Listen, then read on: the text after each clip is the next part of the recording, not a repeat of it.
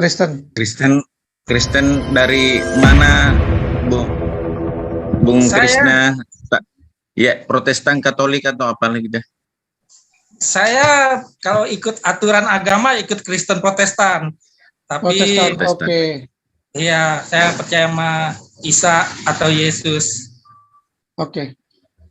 Bang Trisna, nanti kalau Tarsina. Bang Tarsina. Bang Tarsina, Ya.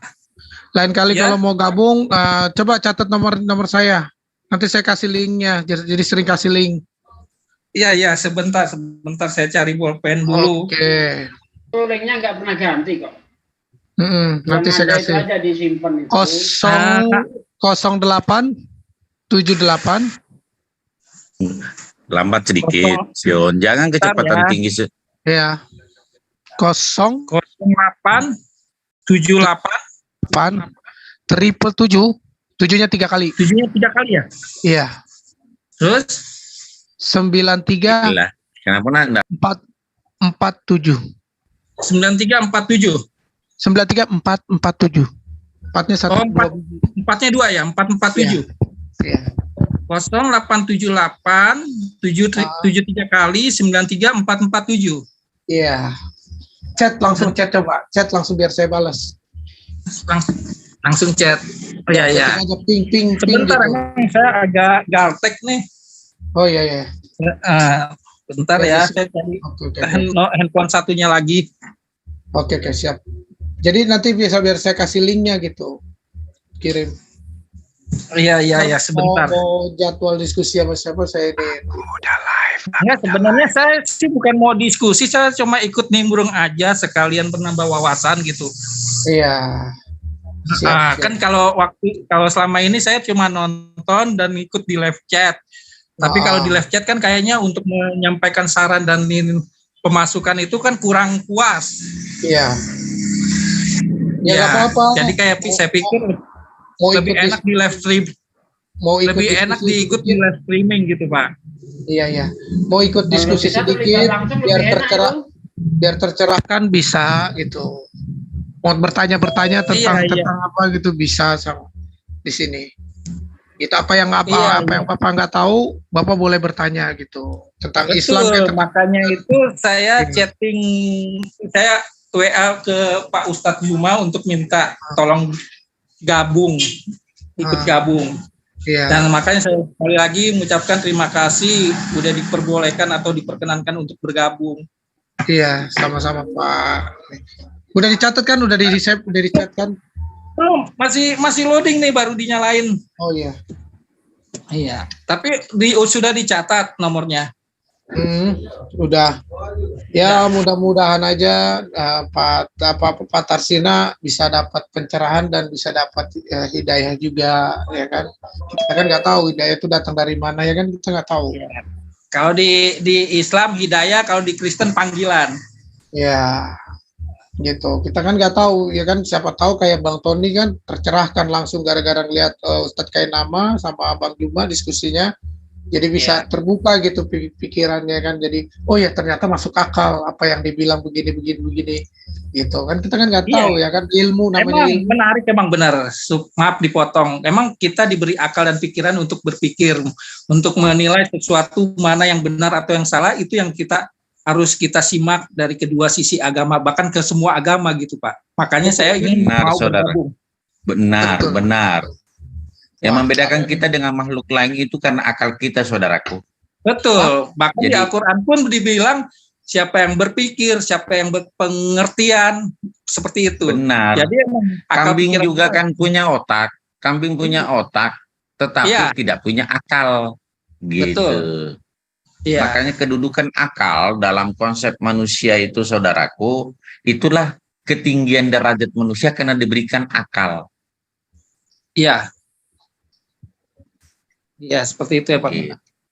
Baguslah kalau misalnya bisa memakai konsep akal dalam memahami, karena begini, sebelum Bapak pendahuluan, iman itu buta kalau tidak ditopang oleh ilmu. Iya. Kan Ya, karena iman itu misalnya contoh, beriman itu kan ada 3 syarat. Pertama, mengucapkan dengan mulut, membenarkan dengan hati, mengaplikasikan dalam kehidupan sehari-hari. Ya. Itu namanya beriman. Jadi beriman itu ada 3 konsep itu. 1, kita ucapkan dengan mulut, membenarkan dengan hati, tapi iman itu diaplikasikan dalam kehidupan sehari-hari. Contoh, Ya, betul. mana itu dalil tentang kebaikan, dalilnya ada. Mana dalil tentang keburukan, ada. Siapa yang membuat kebaikan pasti selamat, kan gitu. Iya. Akal kita kan menelaah bahwa kalau kita berbuat baik kepada sesama, insya Allah kita selamat. Tapi kalau kita berbuat buruk, ya ujung-ujungnya 1, dihakimi masyarakat, 2, ditangkap polisi, kan gitu.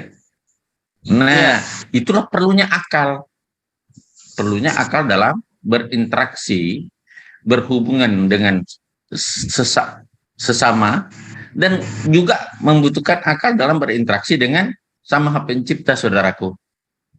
Iya. Karena bagaimana tata cara gitu kalau tidak ada akal, tidak difungsikan? Bagaimana tata laksana sesuatu kalau tidak difungsikan akal? Atau pandangan lain bagaimana? Konsep iman dalam kekristenan, saudaraku, bagaimana sih konsepnya? Imani saja atau harus dikaji dengan dengan pendekatan ilmu? Kalau makanya sih kan saya di sini pengen gabung, ingin bertanya dari 2 sisi agama. Benar. Dan pengen tahu jawabannya boleh. Dari semua yang ikut live streaming gitu, Pak. Ya, boleh. Ada guru-guru di sini banyak. Saya murid ke-26 ini dari Gurunda Suma ini, murid ke-26. Saya yang ke-50, Pak Dokter. Datangnya. Saya murid, tapi boleh lah. Murid ke-26 boleh dulu maju. Kenapa? Bentar dulu. Kenapa Pak? Mohon maaf dipotong. Ini live streaming berapa ini ya yang gabung? Banyak Pak, ada 35 penyiar. Langsung di streaming di YouTube juga ya? Iya Pak, siapa? Oh iya. Kalau belum sekarang kan? Belum sekarang belum. Nah, Bapak mau yang tadi nomor telepon yang dikasih itu apa namanya? Udah Zion, kasih nama Zion Junior. Udah live. Zion Siapa? Junior. Oke, Pak. Zion Junior. Iya. Mas Uma masuk itu, Mas Uma. Zion. Udah live. Zion Junior. Iya. Bapak bisa chat langsung, ketik langsung ping. Nah, Bapak mau bertanya apa sama Bang Juma? Silakan, nanti Bang Juma akan jelaskan. Iya, terima kasih. Tar dulu, ini baru saya save. Oke. Zion Junior. Iya, siap Pak. Saya berharap banget, doa saya semoga terkabulin, doa saya semoga Bapak dapat jalan yang lurus, jalannya diridhoi oleh Allah. Semoga Bapak dapat hidayah, itu aja dari sini. Amin. Dapat ilmu pelajaran. Iya. Makasih. Iya Pak. Yang penting sehat selalu, itu yang paling utama. Betul Pak. Kalau sehat selalu itu harus, bahkan iman itu harus sehat. Iya Pak. Benar. Rupanya dia sudah tahu dalil. Sesudah iman adalah kesehatan. Tarsina. Oke, saya save ya. Oke, silakan mau bertanya apa dengan Bang Juma? Silakan Pak. Saya ini temanya apa ya? Saya kan sebenarnya pengen dengar apa saja. Temanya akal aja, temanya akal. Apakah kita beragama perlu berakal? Iya. Boleh. Boleh masuk, nyambung-nyambungnya juga nanti ntar ke arah Nabi atau tuh benar-benar. Kalau nggak mau nanya nanti saya yang nanya. Iya, nggak benar-benar temanya akal. Nanti nyambung-nyambungnya ntar ke benarkah Isa Nabi atau Tuhan benar-benar masuk. Ya. Benar-benar. Iya. Silakan. Bang Juma siap Bang Juma? Ini maaf nih, setelah di WA ping itu maksudnya gimana? Insyaallah. Udah, nanti saya kirim link. Link. Oh iya Kalau ya. Kapan mau masuk, langsung masuk gitu. Kapan mau bicara dengan siapa nanti saya hubungin gitu. Misalnya Pak Desugi dengan Bang Juma atau dengan mualaf baru gitu. Nanti kan bisa ngobrol-ngobrol. Ini bisa dibuka di YouTube juga ya. YouTube-nya apa namanya? Lagi live streaming di YouTube. Salam akal sehat. Salam akal sehat, Jion Junior. Salam akal sehat. Salam akal sehat. Yon Junior ada juga. Zulkifli M. Abbas, Jion Junior. Iman Yakin Channel, Handi Celebes. Sama Zulfikar Official. Ya, Belum kalau itu belum Sudah saya masuk. subscribe ya. Oke, Terima kasih. terima kasih. Live streaming di mana ya? Silakan. Oke, silakan langsung aja ke topik untuk hal-hal yang lain nanti kita bahas lah. Ya, silakan mau tanya apa? Tanya apa ya? Ini kita kan, saya mau membahas gini, kan di dua kitab suci Iya. Islam dan Kristen itu ada nama yang menjadi perdebatan atau salah satu benar atau salah satu ada yang bilang tidak benar, yaitu Yes. nama Isa Al-Masih atau Yesus. Nah, apa yang menyebabkan Nabi Isa itu sebagai dibilang nabi di pihak Islam dan di pihak Kristen? Ada orang Kristen kah di sini? Ada pasti ada nanti. Udah saya undang, tinggal masuk nanti dia. Dan Silakan, Pak. Pandangan di orang Kristen, apakah sebabnya Yesus itu dibilang Tuhan? Nah, Nah itu nanti yang jawab. Anda yang jawab nanti itu. siapa? Anda yang jawab nanti pertanyaan itu kenapa Nabi Isa disebut Tuhan itu. Oh, saya yang jawab. Iyalah, kan Anda Kristen. Oh iya. Iya. Nah, silakan. Pandangan saya Isa atau Yesus itu disebut Kristen, emang kalau di Alkitab itu tidak ada dikatakan sembahlah aku ya, yang menurut pandangan orang Islam ya. Iya. Ya, tapi kalau pandangan saya ada orang Majusi yang tanpa tanpa suruh menyembah Yesus waktu masih umur bayi lah, boleh dikatakan bayi. Dia tanpa disuruh tapi dia mau menyembah, bahkan jauh-jauh datang dari timur membawa emas, kemenyan dan mur dengan untuk mau mengetahui tentang keberadaan raja orang Israel.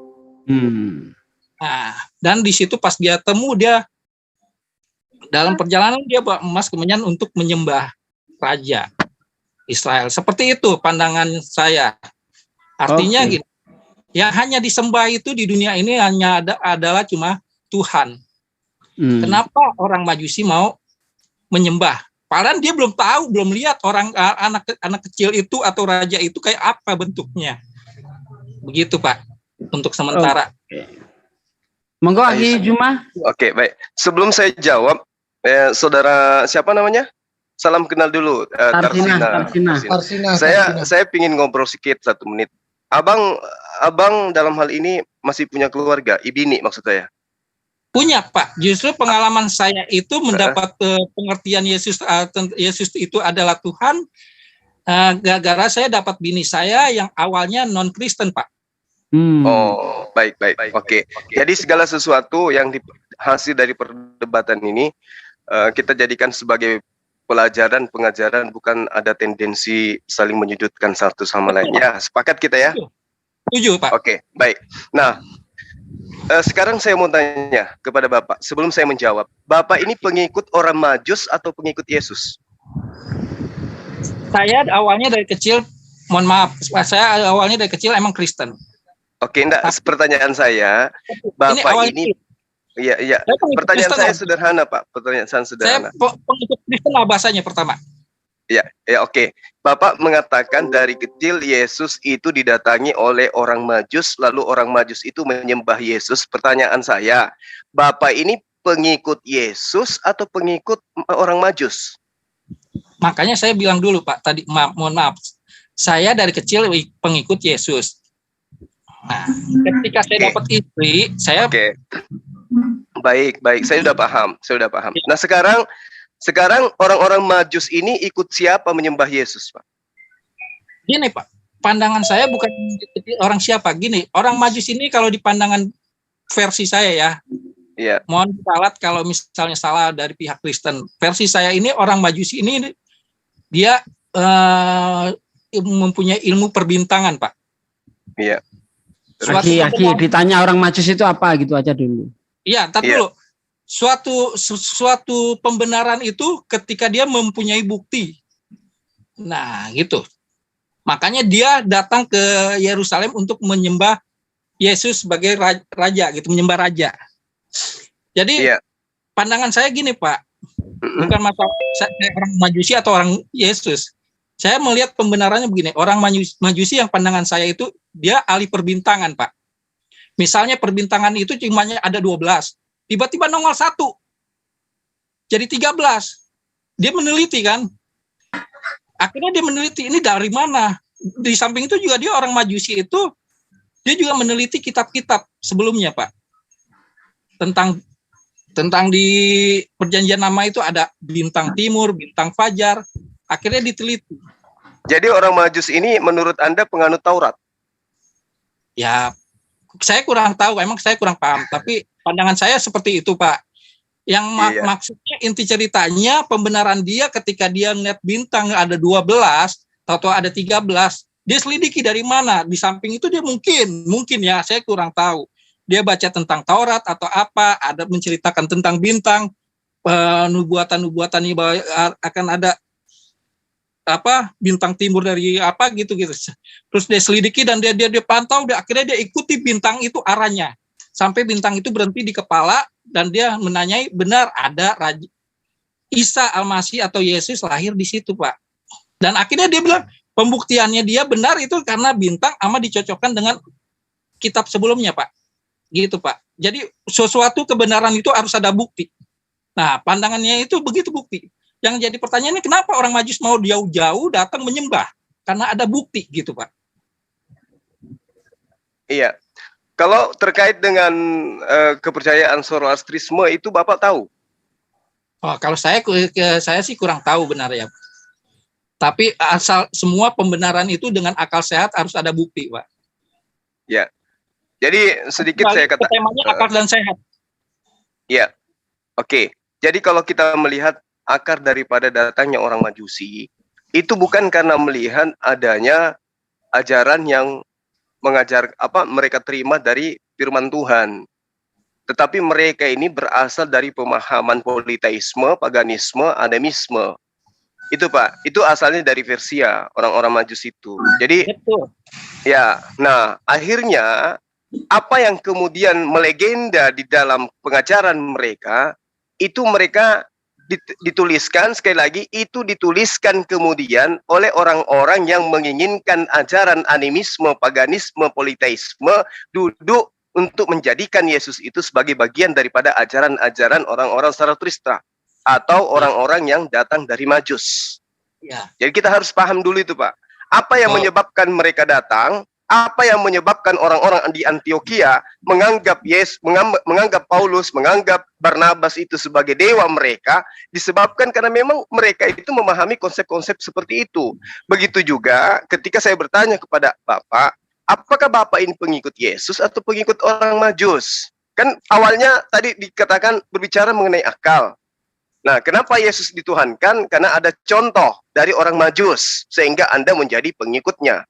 Lalu kemudian diterangkan sendiri oleh Yesus, Pak, di dalam Yohanes 10, nomor 27, aku mengenal muridku, muridku mengenal aku, mereka mendengarkan aku dan mengikuti aku. Nah, apakah kemudian orang-orang Majus ini mendengar Yesus dan mengikuti Yesus sampai dia menyembahnya?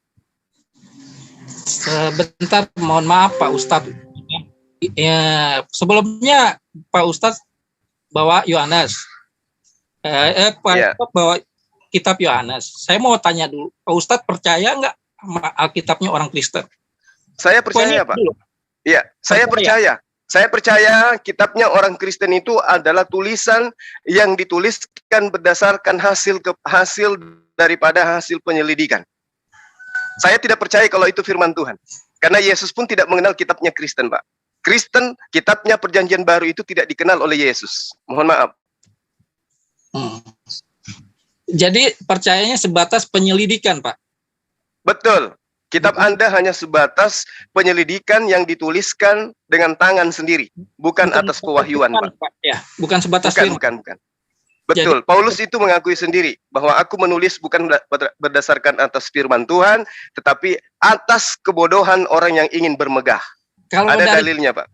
Ini, Pak, kita kalau mau ambil begitu berdasarkan berdasarkan batas penyelidikan, kita nggak bakalan ketemu. Karena keimanan Kristen itu udah berpaut dengan Alkitab. Alkitab itu diakui sebagai firman. Jadi seberapapun kita bahas nggak bakalan ketemu, Pak. Oke, baik. Makanya pijakan tadi. Oke, makanya gini, Pak. Makanya pijakan kita itu berdasar terhadap akal. Betul. Bapak, maukah Anda menerima suatu pemberitaan mengatasnamakan Yesus sementara Yesus tidak pernah bertemu dengan yang membawa berita? Mau enggak Anda percaya itu? Kan kembali ke akal. Kita punya akal enggak? Iya. Kaji dulu untuk umat Kristen. Ada yang mengatakan Bapak Tursina berkata, sementara yang mengatakan itu tidak pernah bertemu dengan Bapak. Anda percaya? Ya, nggak percaya, Pak. Kan harus ada pembuktian. Nah, itu dia. Makanya saya bilang, apakah Bapak punya istri? Karena kalau berdialog mengenai akal, terkait dengan agama, kita harus berhati-hati nih. Oh iya, benar. Saya emang wawasannya kurang, tapi saya lumayan ini apalah untuk mengerti kebenaran itu harus ada pembuktian. Bahkan secara hukum, suatu permasalahan akan sah apabila mempunyai dua bukti pembenaran. Ya, gitu, oke. Anda ya. Jadi kan di sini membahasnya apa yang menyebabkan orang Majus. Tadi Pak Ustadz bilang apa yang menyebabkan. Nah, ya, yang menyebabkan orang itu kan sama kayaknya gini. Keyakinan memang tidak bisa dipaksakan atau terpaksa, Pak. Tapi keyakinan bisa berubah apabila mempunyai pikiran cerdas. Itu yang menyebabkan untuk berubah. Ketika dia berakal dan berpikir. Sama halnya kayak gini, Pak.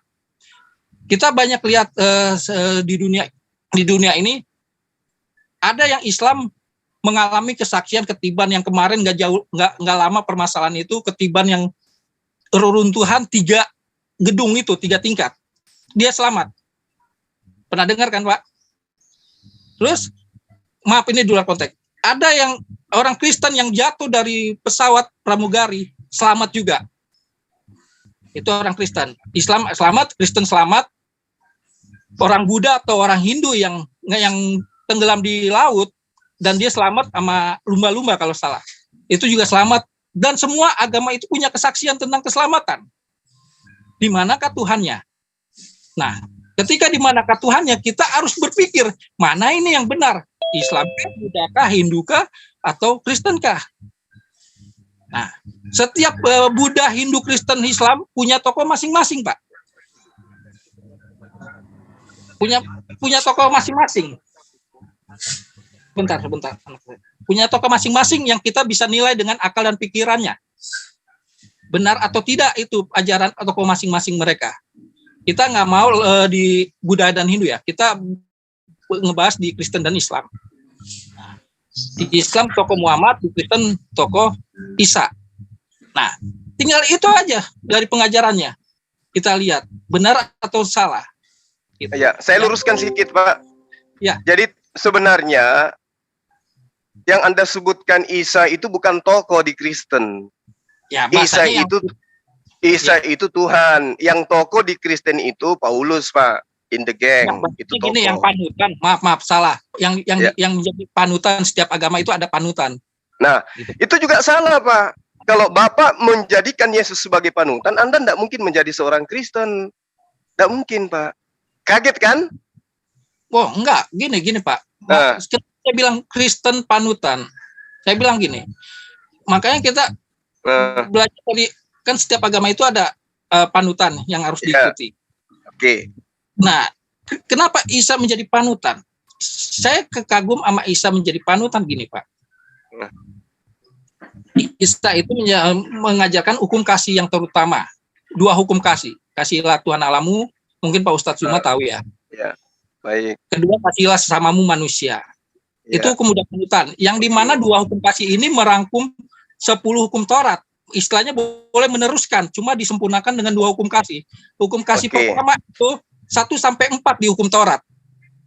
Ya. Hukum kasih kedua itu 5-10 hukum Taurat. Setelah 600 tahun kemudian, maaf ya, ini pandangan saya ya.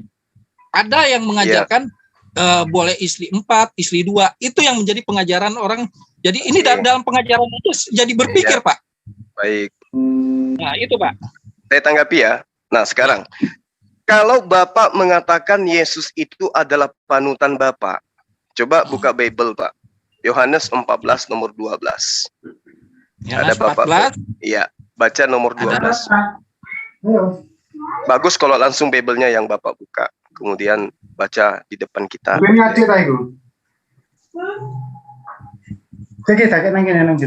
Yudi, mohon di-mute Pak Yudi. Yohanes 14 ayat berapa, Pak? Ayat 12. Ayat 12.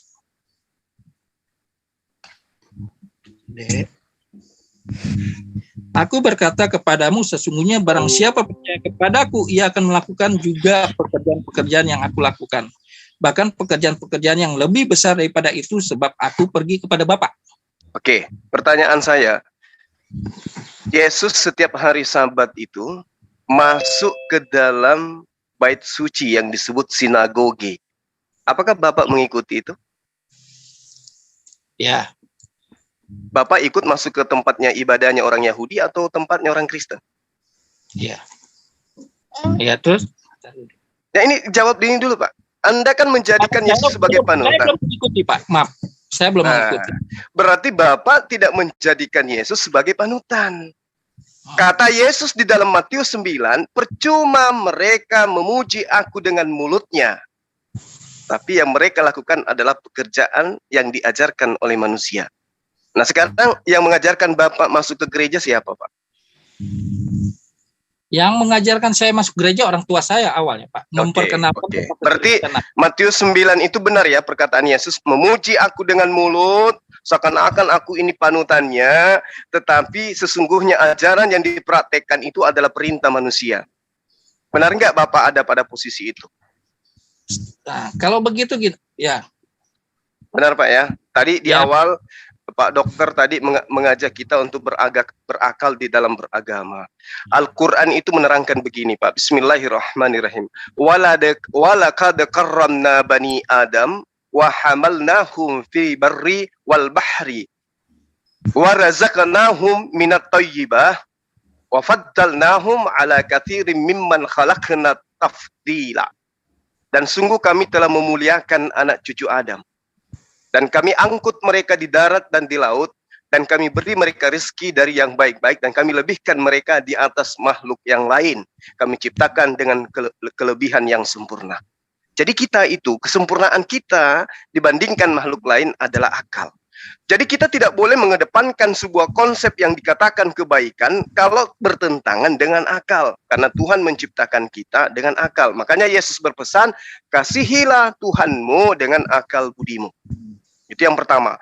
Kedua, mohon maaf, bukannya saya mau masuk ke dalam ranah iman Bapak. Bapak tadi mengatakan bahwa hukum terutama adalah kasihi Allahmu. Ya. Nah, saya mengatakan orang yang mengasihi Allah, orang yang mengasihi Tuhan, di dalam pengajaran para nabi, Ulangan 11 nomor 1, jelas adalah mereka yang menjalankan dengan setia ketetapan hukum-hukum dan juga apa yang menjadi aturan-aturan Tuhan. Itu orang yang dimaksud kasih kepada Tuhan.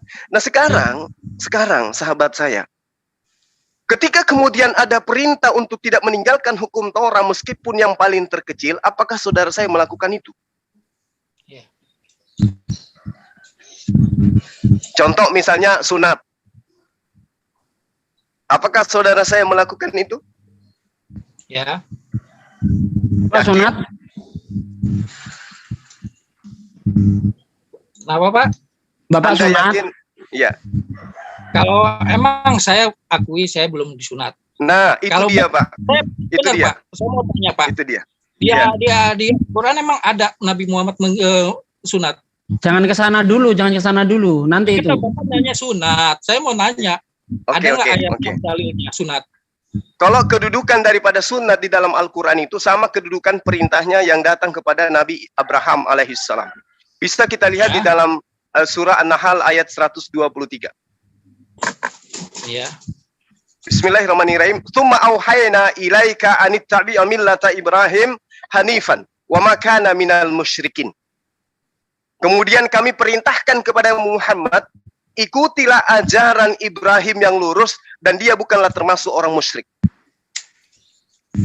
Salah satu perintah ajaran Abraham adalah mengajarkan perjanjian kekal kepada keturunannya untuk bersunat. Kejadian 17 nomor 7. Ya, Nabi Ibrahim saya tahu. Nah, maksudnya ada Nabi Muhammad disunat, Pak, di dalilnya, Pak. Ini jelas ini, Pak. Diperintahkan untuk mengikuti kehidupan Abraham. Buktinya ada nggak, Pak? Bapak pernah lihat siapa yang disunatin Nabi Muhammad? Kalau Yesus dikatakan pada hari ke-8 Yesus disunat. Ada itu pemberitaan. Oke. Saya ngerti. Di Lukas 22 nomor 22 Yesus disunat pada hari ke-8. Kata siapa, Pak? Ya itu kan Alkitab saya. Makanya tadi maksud saya gini loh. Ini pertanyaan yang seisi. Kata siapa Yesus disunat pada hari ke-8? Itu di Alkitab saya, Pak. Iya, maksud saya kata siapa? Yang tadi Bapak sebutkan itu di mana itu? Di surat apa? Di karangan Lukas, Pak. Lukas, Pak. Ya. Nah, Lukas yang mengatakan itu. Iya. Lukas pada saat Yesus usia umur 8 tahun, Lukas berapa tahun usianya, Pak? Ya, Lukas itu kan salah satu saksinya ini, Pak. Muridnya Yesus dari 70 murid, Pak. Oke, yang saya tanya, usia Lukas ketika Yesus bersunat hari ke-8 itu berapa tahun? Saya emang belum bahas, tapi saya bilang Lukas itu 70 murid, salah satu 70 muridnya Yesus, Pak. Tapi saya emang nggak tahu gitu. Pak. Tapi yang kan tadi kita bahas tentang sunat. Bapak bilang sunat Nabi Muhammad disunat, ada lihat gak saksinya siapa? Terus Bapak ngebahas tentang Pak Ustadz ngebahas tentang Yesus pada hari 8. Lukas itu umur berapa? Saya nggak tahu. Yang saya percaya Lukas itu adalah 70 murid, Pak. Yang artinya ketika dia percaya sama Yesus, dia menceritakan tentang Yesus, pasti dia pernah mengalami juga. Iya, yang saya tanya, Anda kan mengatakan siapa saksi. Nah, sekarang ketika kitab Anda mengatakan beliau disunat pada hari ke-8, siapa saksi? Anda mengatakan penulisnya Lukas. Usianya Lukas itu berapa tahun dengan Yesus? Apa bisa 8 tahun menjadi saksi, Pak? Saya percaya sama Lukas karena dia 70 murid. Sama kayak yang penonton-penonton yang dibilang katanya murid ke-26 siapa muridnya. Gini, apa Lukas itu menyaksikan waktu Yesus disunat? Ya, kalau dia tulis menyaksikan dia pasti dapat informasi, Pak. Dapat sih dia menyaksikan. Kan dia bilang hari ke-8, pada hari ke-8. Iya, berarti yang Anda katakan dia disunat itu informasinya dari Lukas ya? Iya. Iya. Nah, pernah tidak Lukas ini kemudian bertemu dengan Yesus pada masa dia sudah besar, Pak? Tidak. Enggak ya? Ya. Nah, sekarang saya tanya kepada Bapak tentang baginda Rasulullah Muhammad SAW. Jadi Rasulullah Muhammad SAW itu diberitakan langsung oleh dirinya. Ya, dirinya mengatakan dalam hadis bahwa salah satu keutamaan yang diberikan kepadaku oleh Allah, aku lahir dalam keadaan bersunat. Itu yang pertama. Kemudian kakek beliau yang kemudian dikabarkan oleh sahabat-sahabatnya menyunatkan baginda Rasulullah Muhammad sallallahu alaihi wasallam. Itu hadits, Pak. Hadits ini adalah pemberitaan dari orang yang bertemu langsung dengan baginda Rasulullah Muhammad sallallahu alaihi wasallam. Kakeknya loh, pamannya. Lalu kemudian sahabat-sahabatnya. Nah, sekarang tentang Yesus disunat, Lukas. Ini Lukas siapa? Di mana diceritakan Lukas ini murid Yesus? Tidak pernah diceritakan Lukas ini adalah murid Yesus, tidak pernah. Semua Kristen kalau ditanya, ya, dia akan mengatakan Lukas ini adalah 1 dari 70 murid. Datanya di mana? Ya, Ada nggak datanya, Pak? Kalau Lukas itu adalah 1 dari 70 murid? ya, nggak ada. Misalnya Nggak Pak ada. Ustadz nggak ada. Saya belum nggak ada. Saya belum belajar ke situ, Pak. Saya belajar gini, Pak. Saya kan tadi pembahasannya akal dan pikiran. Iya. Dan pikiran. Dan yang kita bahas tentang di Alkitab ada nama Isa. Di Alkitab Quran dan Alkitab Bible ada nama Isa. Nah, pembahasannya benarkah Isa itu Tuhan? Terlepas dari Al-Quran sama Alkitab, saya berpikiran gini, anggaplah Alkitab dan Al-Quran itu udah buatan tangan manusia ya. Buatan tangan manusia, gitu Pak. Tapi pengalaman tentang ketuhanan boleh saya rasakan seperti saya menanyakan siapakah Isa itu Tuhan. Itu terlepas dari saya nggak dapat dari Al-Quran dan nggak dapat dari Alkitab. Tapi Tuhan kasih wahyukan dan akhirnya ditunjukkan ke ayatnya, ke Al-Quran. Itu yang saya jadi berpikir, Pak. Yesus itu Tuhan, gitu. Oke. Jadi Anda mengatakan Yesus itu Tuhan dalam arti kata Yesus itu pencipta langit dan bumi gitu. Iya, jadi kan tadi temanya akal dan pikiran. Justru saya dikuatkan. Padahal saya nggak percaya yang namanya Alkitab sama Al-Quran. Karena waktu saya mendapat istri saya non-Muslim, saya berpikir sampai begini, Pak. Saya punya berpikiran kritis. Jangan-jangan apa yang saya percayakan dari kecil Yesus adalah Tuhan itu salah. Nanti saya masuk apa? Saya berpikir gitu. Ketika saya berpikir kritis, saya nanya, benarkah Yesus itu Tuhan? Akhirnya saya dikasih kayak ilustrasi di dalam pikiran saya, yang dimana bagi mereka yang tidak menggunakan akal dan pikiran, mereka itu yang akan disesatkan oleh setan. Ada suara seperti itu, mereka yang akan disesatkan oleh setan.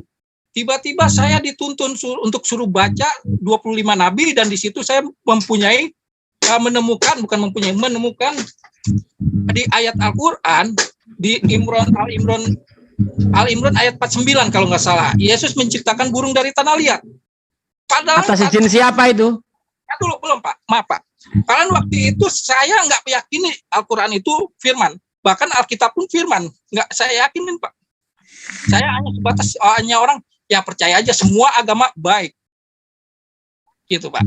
Oke. Pas ketika saya dapat istri saya, Baik, tidak apa-apa. saya dituntun, maaf ya, ini boleh saya teruskan? Silakan. Kalau percaya bahwa Yesus itu adalah Tuhan, seperti itu Pak. Oke. Jadi, pas Gantian biar ditanggapi Pak, gantian. Nah, dulu, ini Udah lama tadi biar nggak hilang, ditanggapi satu-satu. Saya kan tadi Bapak nanya atas berdasarkan perintah siapa? Nah, nanti saya jawab. iya. Kalau dipotong gimana mau selesai jawabannya? Enggak, itu tadi Anda mengatakan Isa itu Tuhan berdasarkan Al-Quran surah Al-Imran ayat 49. Nah, ini perlu dikonfirmasi. Karena kenapa saya katakan perlu dikonfirmasi, Pak? Bentar. Karena Al-Quran itu jijik dengan ketuhanan Isa, Pak ya. Coba dikonfirmasi dulu, Akhi Juma, silakan. Bentar. Gantian. Gantian. Silakan, Akhi Juma. Cuma, boleh Pak Ustaz, cuma. Oke, baik. Jadi gini, ketika saudara mengatakan bahwa salah satu penyebab Anda menuhankan yang tadinya tidak percaya, lalu kemudian Anda percaya bahwa Isa itu adalah Tuhan, adalah ketika Anda mencoba mengambil Al-Quran surah surah Ali Imran ayat 49. Ya. Padahal di situ ada kata jelas biiznillah. Jadi apa yang dilakoni, yang terjadi terhadap Isa Al-Masih, membentuk burung lalu meniupnya, maka ia menjadi seekor burung dengan izin Allah. Ya, setuju Pak, setuju. Nah, lalu dari mana sisi ketuhanan Isa Al-Masih di situ? Makanya kan tadi saya belum selesai dipotong.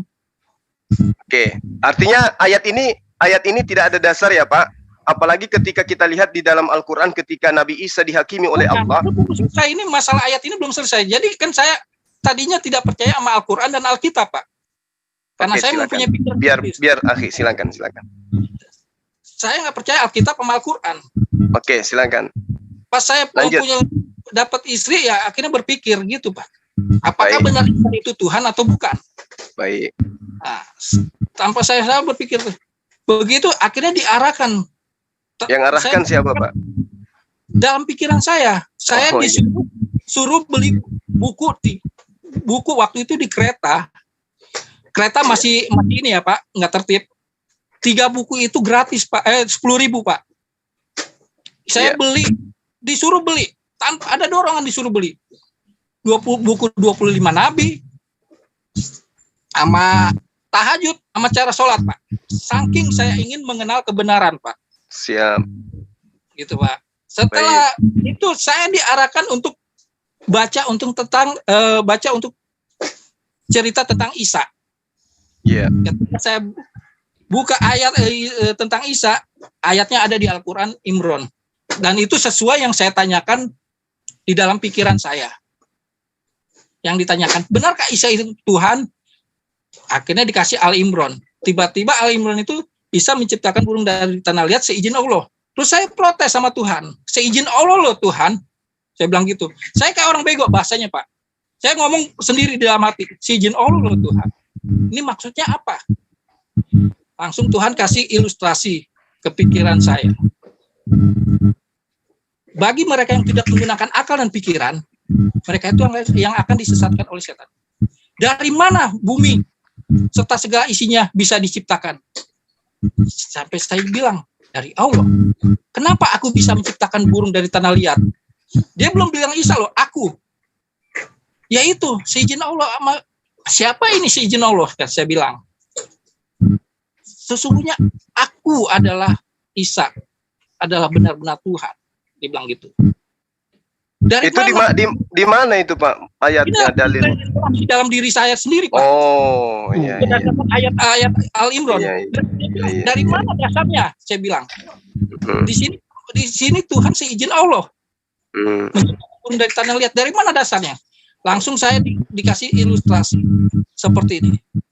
Seorang guru nggak mungkin waktu ulangan dia kasih tahu.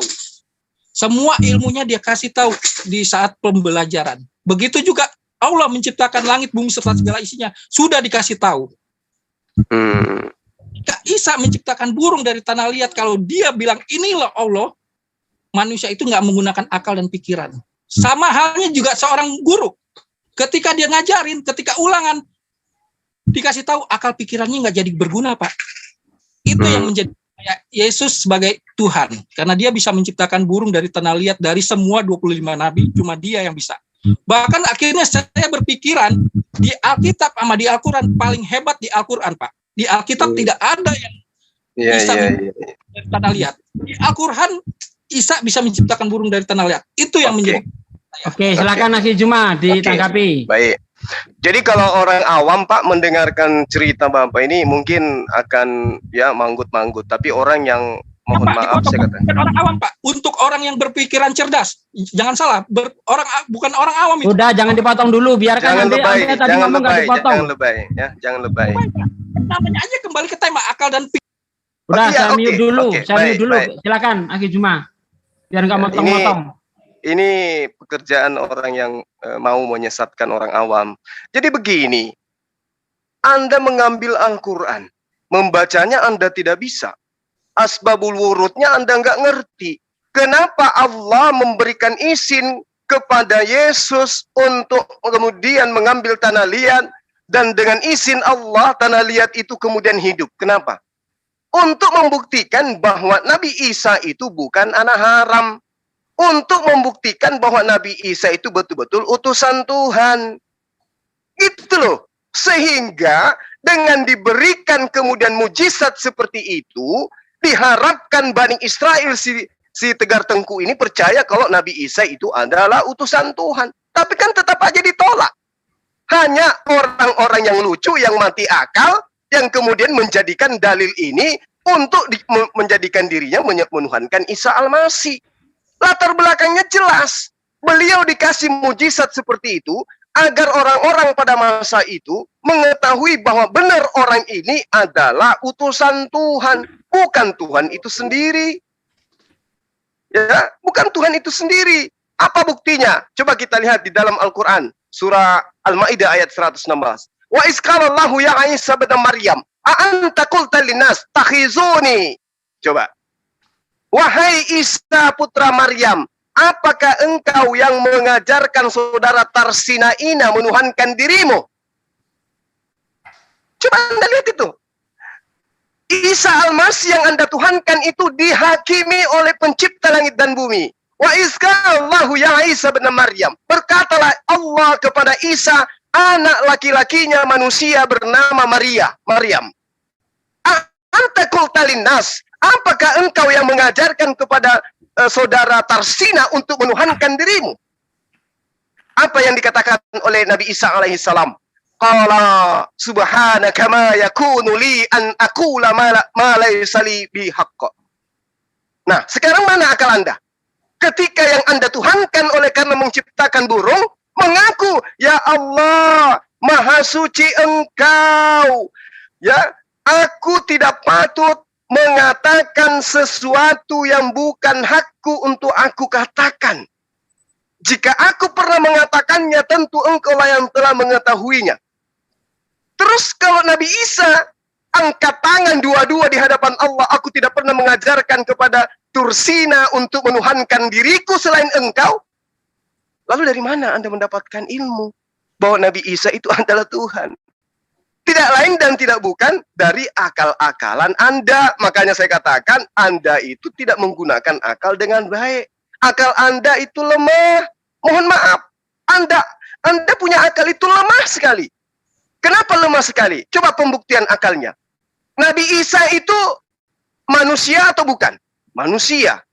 Pencipta langit dan bumi itu manusia atau bukan? Bukan. Lalu siapa yang memulai kemudian akan adanya manusia tanpa ayah?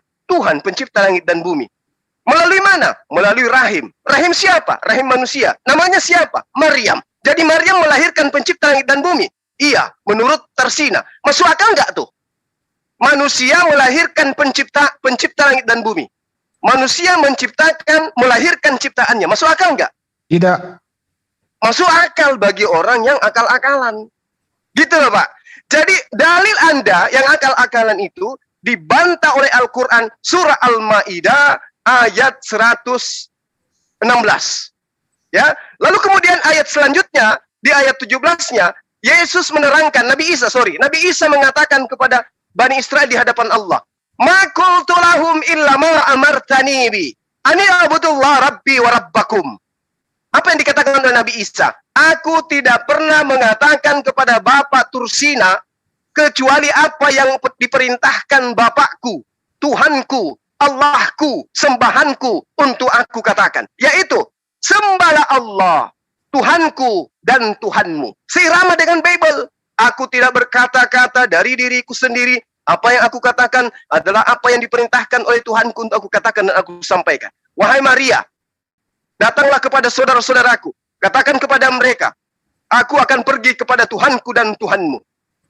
Lalu dari mana dasar Anda mengatakan Nabi Isa itu adalah Tuhan? Selain daripada akal-akalan tadi.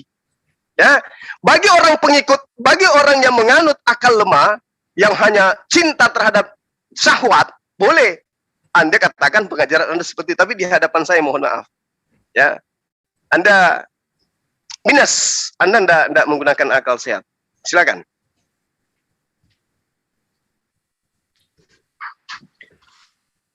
Silakan dibuka mute-nya. Dibuka mute-nya.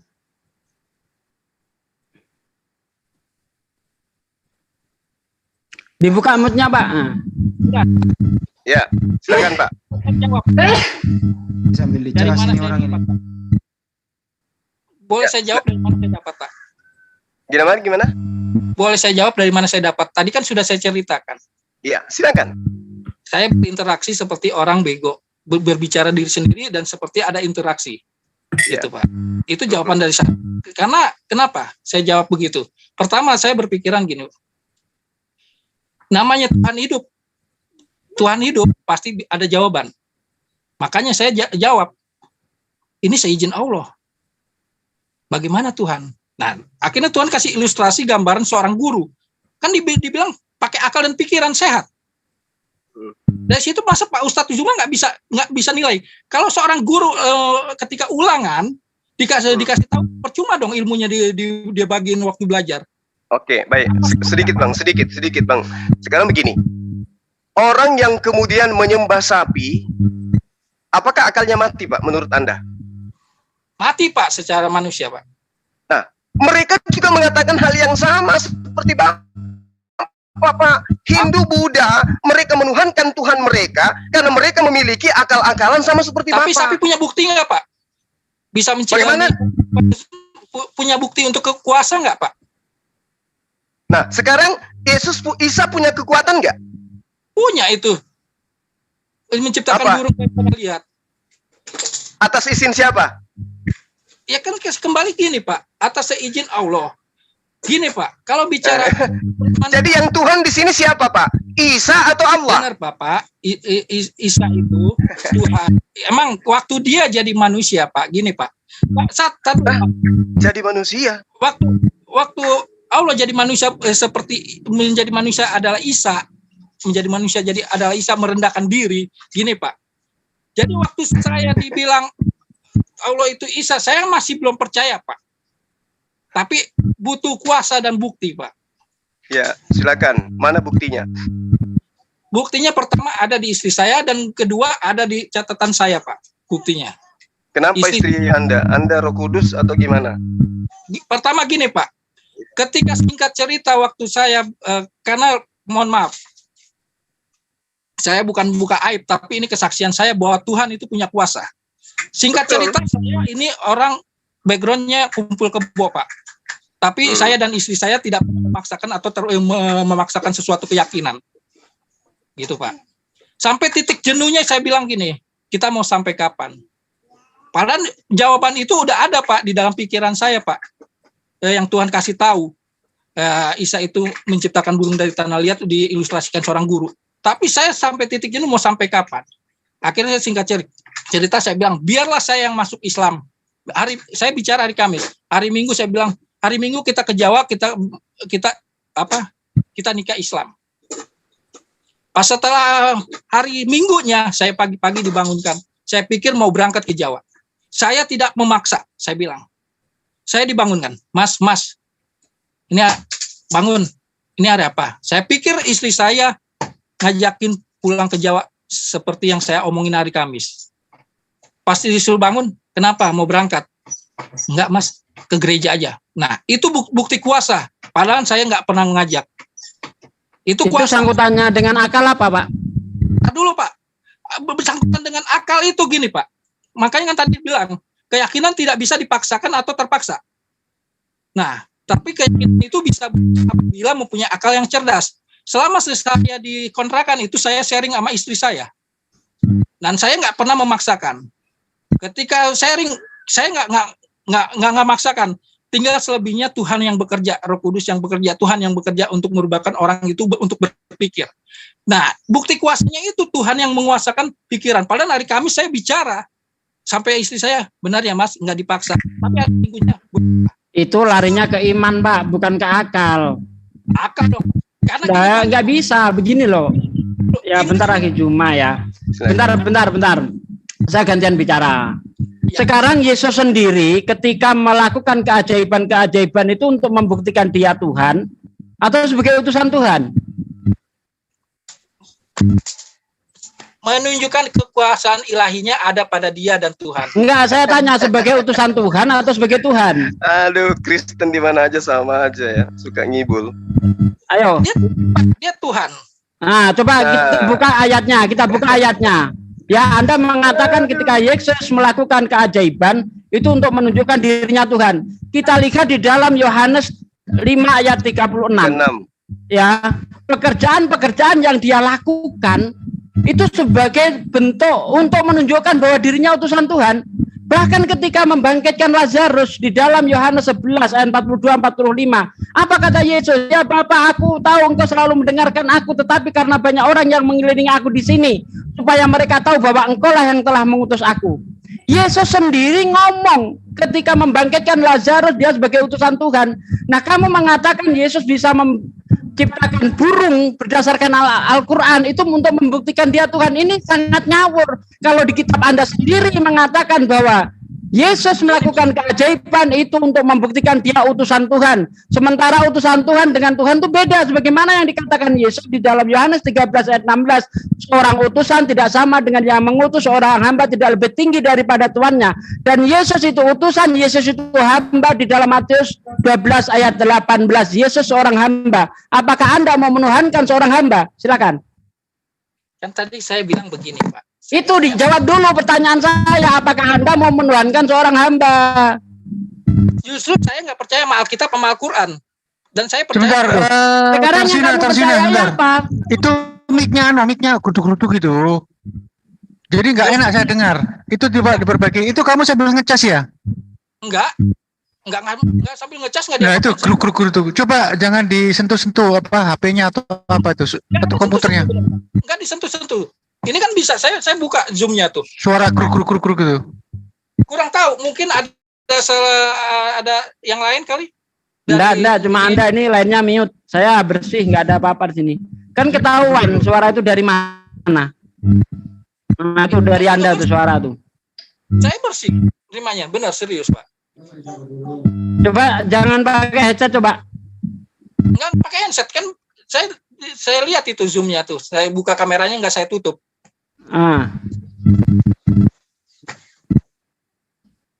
Oke lah, kita lanjut. Sekarang yang Anda imani kitab apa? Kan tadi Bapak bicara itu kan tadi pas saya ngomong begitu itu Bapak bilang bicaranya itu iman, tentang iman. Nah, Bapak iya, saya sekarang tanya sama Anda yang Anda pedomi, yang Anda percayai, sekarang kitab apa? Sekarang saya percaya dua kitab, Pak. Karena dua kitab ini Alkitab dan Bible dan Al-Quran itu. Oke. Al-Quran jelas mengatakan laqad kafarul ladzina qalu innallaha wal masihu ibnu Maryam. Sungguh telah kafir orang yang mengatakan bahwa sesungguhnya Isa ibnu Maryam itu Allah itu sendiri. Anda percaya? Kan yang mengatakan Isa itu Allah sendiri. Gimana bunyinya? Laqad kafarul ladzina qalu innallaha wal masihu ibnu Maryam. Sungguh telah kafirlah orang yang berkata bahwa sesungguhnya Allah itu adalah Isa itu sendiri. Anda percaya? Ini Pak, ya. Nah, tunggu dulu. Anda kan tadi percaya Al-Quran katanya. Anda percaya? Kayak gini Pak, memang nggak ada Yesus itu Tuhan di Al-Quran. Kipas angin kali di sana ya? Nggak ada. Ya, masuk sih. Bukan. Nggak ada kipas angin. Iya, kan katanya tadi Anda percaya dua kitab nih. Al-Quran dan Bible. Al-Quran jelas-jelas mengatakan kafir orang yang mengatakan bahwa Isa itu adalah Allah itu sendiri. Anda percaya? Saya percaya dua kitab ini yang sesuai dengan firman Tuhan, Pak. Dan firman Tuhan yang mana yang mau Anda jadikan dasar? Yang di mana? Yang firman Tuhan, yang istilahnya perkataan dapat sendiri. Dan dua kitab ini emang kalau saya ya diralat ya peneliti. Nah, sekarang di dalam kitab Anda sendiri, Yesus berkata begini di dalam Matius 7 ayat 22-23. Pada hari terakhir nanti banyak orang berseru kepadaku, Tuhan, Tuhan, bukankah aku bernubuat demi namamu, mengusir setan demi namamu, dan mengadakan mukjizat demi namamu pula? Pada hari ini aku akan berterus terang, aku tidak mengenalmu, nyahlah kau dari hadapanku, hai para pembuat kejahatan. Orang Kristen akan diusir oleh Yesus di ayat itu. Anda percaya? Bapak nggak ngerti maknanya begitu. Bahkan di surat Korintus pun juga ada yang bilang begini, Pak. Paulus bilang begini. Enggak, saya tanya, Anda percaya atau enggak? Pertanyaan saya itu dijawab, jangan ngelantur. Al-Quran mengatakan orang yang mengatakan Isa itu Tuhan itu kafir. Di dalam kitab Anda mengatakan orang yang menyebut Yesus Tuhan itu akan diusir. Anda percaya enggak dengan itu? Percaya, Pak. Tapi pengertiannya bukan begitu, Pak. Pengertiannya bukan begitu, gimana maksudnya? Sama kayak di 1 Korintus. Anda sudah baca ayatnya belum? Jangan ke Korintus dulu. Kita bahas dulu itu Matius 7 ayat 22-23. Iya, 22 dan 23. Ya, kita bahas. Anda tahu perikopnya? Bernubuat demi namamu, berseru demi namamu, nyala Iya. kau kejahatan, aku tidak mengenal engkau. Kan artinya bukan begitu, Pak. Itu yang diusir siapa? Yang diusir begini, Pak. Sekarang Itu yang diusir orang Islam, orang Kristen atau orang Hindu? orang Kristen yang nggak menjalani sesuai dengan firman Tuhan, Pak. Oke, sekarang Anda menyembah Yesus itu atas perintah siapa? Tar dulu, banyak orang yang melayani tetapi kehidupan di belakang, siapa yang tahu kehidupan di belakang? Penuh dengan Oke, kita baca dari ayat 21-nya ya. Bukan setiap orang yang berseru kepadaku Tuhan, Tuhan akan menduduki kerajaan surga, melainkan mereka yang menuruti kehendak Bapa di surga. Anda menyembah Yesus atas perintah siapa? menyembah Yesus, Bapak, Iya, atas perintah siapa? atas perintah Tuhan. Di mana? Makanya kan tadi saya udah kasih kesaksian saya itu, Pak. Kalau saya tanya di mana, itu tertulis di dalam kitabmu. Jangan berdasarkan pikiranmu. Di mana? Dalam Alkitab saya kan tadi saya sudah bilang. Oke, tunjuk ayat di mana Yesus menyuruh menyembah dirinya atau Tuhan menyuruh menyembah Yesus. Yesus emang nggak ada nyuruh menyembah, tapi Nah, kalau nggak ada, kamu mengikuti perintah siapa? perintah Yesus lah di Yohanes 13 ayat 13 juga ada. Yohanes 13 di situ akulah guru dan Tuhan, bukan Tuhan. Allahu Akbar. Makanya kan keyakinan itu gini, kalau Bapak tadi Nah, Anda hanya model keyakinan doang, tapi nggak punya dasar Anda. Makanya di dalam Matius 7 ayat 21, bukan setiap orang yang berseru kepadaku Tuhan, Tuhan akan menduduki kerajaan surga, melainkan mereka yang menuruti kehendak Bapa di surga. Anda nyembah Yesus atas perintah siapa? Kalau bukan kehendak Bapa, maka yang diusir adalah Kristen. saya tanya dulu, Bapak pengertiannya salah. Salahnya di mana? Ayo. Sebelum Anda mengatakan saya salah, saya ingin tahu. Ikut prinsipnya apa? Muslim yang tahu agama Muslim itu benar, tapi kehidupannya nggak sesuai dengan Muslim. Kok kemana-mana? Jangan kemana-mana. Ini konsep ketuhanan dulu. Itu Pak, pengertiannya seperti itu. Pengertiannya seperti apa? Coba terangkan kepada saya. Ya, kalau Anda mengatakan itu, makanya tadi kan saya ikuti pernyataan Anda. Yang diusir itu orang Kristen yang tidak mengikuti perintah. Makanya saya kejar Anda menyembah Yesus perintah siapa? Perintah Tuhan, Pak. Di mana tertulis? Jangan ngibul. Ayo, di mana tertulis? Di Yohanes 13, di Matius 2, di Matius 2 itu Yesus Yesus aja masih kecil aja disembah, yang disembah itu enggak, yang saya tanya kamu nyembah perintah siapa? Kan tadi udah dijawab perintah Yesus, kok Bapak nggak tahu? Iya, di mana perintah Yesus? Di mana? Sembahlah aku, di mana? Katanya pakai akal. Mana itu akalnya, Pak? Akalmu mana nih? Saya kejar nih, akalmu mana nih? Perintah Yesus itu kan tadi saya bilang kesaksian Bapak, kesaksian saya ke Bapak. Saya tadinya tidak percaya sama Yesus. Oh, itu akal-akalan Anda. Saya mau tertulis perintahnya di mana. Ketika kita berbicara tentang agama, itu berdasarkan kitab suci, jangan berasumsi. Bukan menurut pendapat masing-masing. Di mana tertulis di dalam kitabmu ada perintah menyembah Yesus, baik dari Bapak atau Yesus sendiri, silakan. Sekarang gini Pak, kan tadi saya udah bilang, saya nggak percaya, tapi saya percaya Tuhan itu hidup. Ketika dia Tuhan. Dan saya tanya, Anda kan tadi mengatakan Anda menyembah Yesus atas perintah Yesus, itu tertulis di mana, Mas Bro? Oh, akal dipakai, akal dipakai. Ayo, katanya mau bahas soal akal, ayo akal dipakai. Oke, ini ceritanya agak panjang. Kan tadi saya nggak perlu cerita panjang, cuma satu ayat aja di dalam kitabmu di mana ada tertulis disuruh nyembah Yesus. Itu saja. Kan gitu Pak, harus ada pembuktian, dilihat geografi. Bagaimana saya bisa percaya sama Pak Ustadz Zuma kalau nggak tahu geografinya, Pak? Saya tidak mau melihat, saya menilai agama bukan dari pribadi orang. Saya hanya mau yang tertulis, bukan alasan, bukan asumsi. Sekarang tertulis di mana? Kalau tidak ada, maka di Matius 7 ayat 22-23 Anda lah yang diusir. Karena Anda beribadah tidak sesuai dengan apa yang diperintahkan. Anda sendiri tadi sudah mengakui bahwa Anda ke gereja bukan atas perintah Yesus, tapi atas perintah orang tua. Benarlah yang dikatakan Yesus di dalam Matius 9 itu. Kamu memuji aku dengan mulutmu, tapi yang kamu lakukan perintah manusia. Maka wajar kalianlah yang diusir oleh Yesus di dalam Matius 7 ayat 23. Aku tidak mengenalmu, nyah kau daripadaku, hai para pembuat kejahatan. Anda ini penjahat menurut Yesus, jadi nggak usah ngaku pengikut Yesus. Silakan lagi cuma. Oh, kok menjawab kok silakan Pak Zuma, gimana kok dipotong-potong? Ya, kalau kamu ingin menjawab saya, tunjuk ayat. Kalau enggak, saya stop sampai di sini. Mana ayat? Kan tadi saya udah bilang, Matius 2 itu orang Majus tanpa disuruh menyembah, dia menyembah. Apakah kalau Anda menilai dia itu Tuhan karena hanya ada orang menyembah, maka pohon kelapa pun bisa kau jadikan Tuhan karena ada orang menyembah pohon kelapa misalnya. Apa seperti itu dalam beragama? Akalmu di mana? Gini, Pak. Yang saya tanya jelas sekali, ya. Di mana perintah menyembah? Yesus, kata Yesus atau kata bapaknya? Saya tidak mau dari pernyataan orang lain. Saya hanya butuh Yesus dan bapaknya. Lihat di dalam Matius 7 ayat 21. Bukan setiap orang yang berseru kepadaku Tuhan, Tuhan akan menduduki kerajaan surga, melainkan mereka yang menuruti kehendak Bapakku di surga. Kehendak Bapa di surga yang mana yang menyuruh engkau menyembah Yesus? Dan lari ke orang. Emang orang itu Tuhanmu? Emang orang itu Bapak?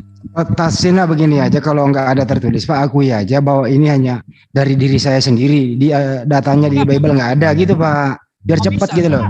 Karena saya percaya menyembah Yesus itu ada dari sejarah, dari biografi, dari asbabun nusulnya, Pak. Perintah Bapak mana? Perintah Bapak. Saya tanya perintah Bapak. Ingat Matius 7 ayat 22 Matius 7 ayat 21. Bukan setiap orang yang berseru kepadaku Tuhan, Tuhan akan menduduki kerajaan surga, melainkan mereka yang menuruti kehendak Bapa di surga. Kehendak Bapa di surga yang mana yang kamu ikuti ketika menyembah Yesus? Saya tanya sama Bapak dulu ya. Bapak bisa jawab. Enggak, jangan tanya dulu, itu dulu diselesaikan. Karena Anda tadi telah membodohi saya, membohongi saya kalau Anda menyembah Yesus atau perintah Yesus. Mana ayatnya? Yesus memerintahkan menyembah dirinya. Ya, oke, saya jawab ya. Tapi Bapak bisa jawab juga nggak? Pasti saya jawab, gampang. Pertanyaan Bapak sama pertanyaan saya sama-sama. Bapak bisa jawab. Pertanyaan saya jawab di Matius, di Yohanes 13 ayat 13. Itu kembali, itu keyakinan. Oke, cek dulu. Yohanes 13. Benar katamu, akulah guru dan Tuhan. Mana perintah menyembah di situ? Mana perintah menyembah di situ? Sekarang gini, Pak. Enggak, itu bunyinya kan betul katamu, akulah guru dan Tuhan. Sekarang mana perintah menyembah di situ? Saya bacakan ayat lengkap ya. Kamu memanggil aku guru dan Tuhan. Betul katamu itu, sebab aku memang guru dan Tuhan. Tidak ada kata penyembahan. Betul. Mana kata menyembah? Betul, Bapak. Nggak ada kata penyembah. Nah, sekarang kamu menyembah ke siapa? Katanya tadi perintah Yesus. Setelah kita cek ayatnya tidak berbunyi penyembahan. Gimana sih? Ya, kan tadi saya bilang sama Pak Ustadz Juma, kalau kita, kan tadi saya bilang sama Pak Ustadz Juma percaya Alkitab hanya sebatas apa? Nah, jawabannya kan cuma sebagai tulisan, bukan firman. Iya, memang bukan. Kalau saya jawab ya Yohanes 13 ayat 13 sudah bertolak belakang sama Bapak, itu permasalahannya loh. Itu yang nggak jadi bertemu. Ini yang bikin akal dan sehat kita untuk bertemu. Yang jadi masalah apa yang Anda maksud tidak sesuai dengan yang tertulis. Yang saya maksud, yang saya minta, mana perintah menyembah. Yang Anda tunjukkan apa kata Yesus? Benar katamu, akulah guru dan Tuhan. Lah terus perintah menyembahnya mana? Nggak ada Bapak perintah menyembah. Berarti kalau nggak ada maka wajar kamu yang diusir oleh Yesus. Karena kamu menyembah tanpa dasar. Sementara ayatnya bukan setiap orang yang berseru kepadaku Tuhan, Tuhan akan menduduki kerajaan surga, melainkan mereka yang menuruti kehendak Bapakku yang di surga. Kehendak Bapa di surga mana yang menjadikan Anda menjadi penyembah Yesus? Mumet kan? Nah, ayo akal dipakai, akal. Sekarang saya balik tanya, tadi udah saya jawab. Sekarang ya, berarti nggak ada ya. Berarti yang diusir oleh Yesus adalah Anda orang Kristen. Jangan kemana-mana, oke? Ya, terserah. Sekarang saya sip. Saya bertanya sama Bapak, jawabannya sama. Tapi ya. Pengertiannya, konteks kalimatnya beda. Bapak percaya nggak Allah itu Maha Kuasa? Percaya. Kalau percaya, kenapa Bapak membatasi dengan akal pikiran Bapak kalau Allah mau jadi manusia? Oh, gampang jawabannya. Allah itu memang berkuasa. Bentar. Allah itu memang bisa jadi manusia. Tapi yang membatasi bukan saya, tapi dirinya sendiri. Bentar dulu, jangan disanggah. Ya, saya ulang. Allah bisa jadi manusia, tapi dia tidak mau menjadi manusia. Yang membatasi bukan saya, tapi sifatnya. Sifat yang manakah itu? Laisa kamitslihi syai'un. Allah tidak seperti ciptaannya. Ketika dia menjadi manusia, maka dia melanggar sifatnya. Bukan saya yang membatasi. Saya garis bawahi tidak mau, ayatnya di mana tidak mau Allah jadi manusia. Ya, itu laisa kamitslihi syai'un. Laisa kamitslihi syai'un. Allah tidak seperti ciptaannya, itu sudah jelas. Allah seperti tidak. Allah tidak seperti ciptaannya. Allah bahkan kalau di dalam kitab Anda dikatakan, dengan siapa engkau mau menyamakan aku? Hendak dengan siapa engkau membandingkan aku? Di dalam kitab Yesaya 44 ayat 22. Di dalam Yesaya 43 ayat 10-11, engkaulah saksi-saksiku sejak purbakala. Engkau tahu bahwa tidak ada Allah terbentuk sebelum aku dan tidak ada Allah terbentuk sesudah aku. Akulah Tuhan Allahmu. Jadi Tuhan tidak mungkin jadi manusia. Itu Tuhan sendiri yang menyatakan, ketika Tuhan menjadi manusia, maka Tuhan pelin-pelan. Apakah Anda mau punya Tuhan pelin-pelan? Bapak kan tadi nanya di Alkitab saya, jawabnya ada nggak sembah. Terus saya balik tanya, Bapak percaya nggak Allah itu Maha Kuasa? Terus ketika percaya, mana kata tidak maunya? Kenapa ngambilnya di Alkitab? Laisa kamitslihi syai'un. Allah tidak seperti ciptaannya. Berarti kalau dia seperti ciptaannya, dia bukan Tuhan. Gampang kan? Dengerin dulu Pak, Anda kan bertanya. Sebentar Pak, Anda kan bertanya, dengerin jawabannya. Anda tulis kalau perlu. Supaya tulis. Laisa kamitslihi syai'un. Allah tidak seperti ciptaannya. Allah itu bakok, kekal. Artinya kekal apa? Tidak mengalami perubahan dari hidup jadi mati, dari manusia, dari Tuhan jadi manusia. Itu namanya nggak kekal lagi. Itulah Allah. Ya. Ya.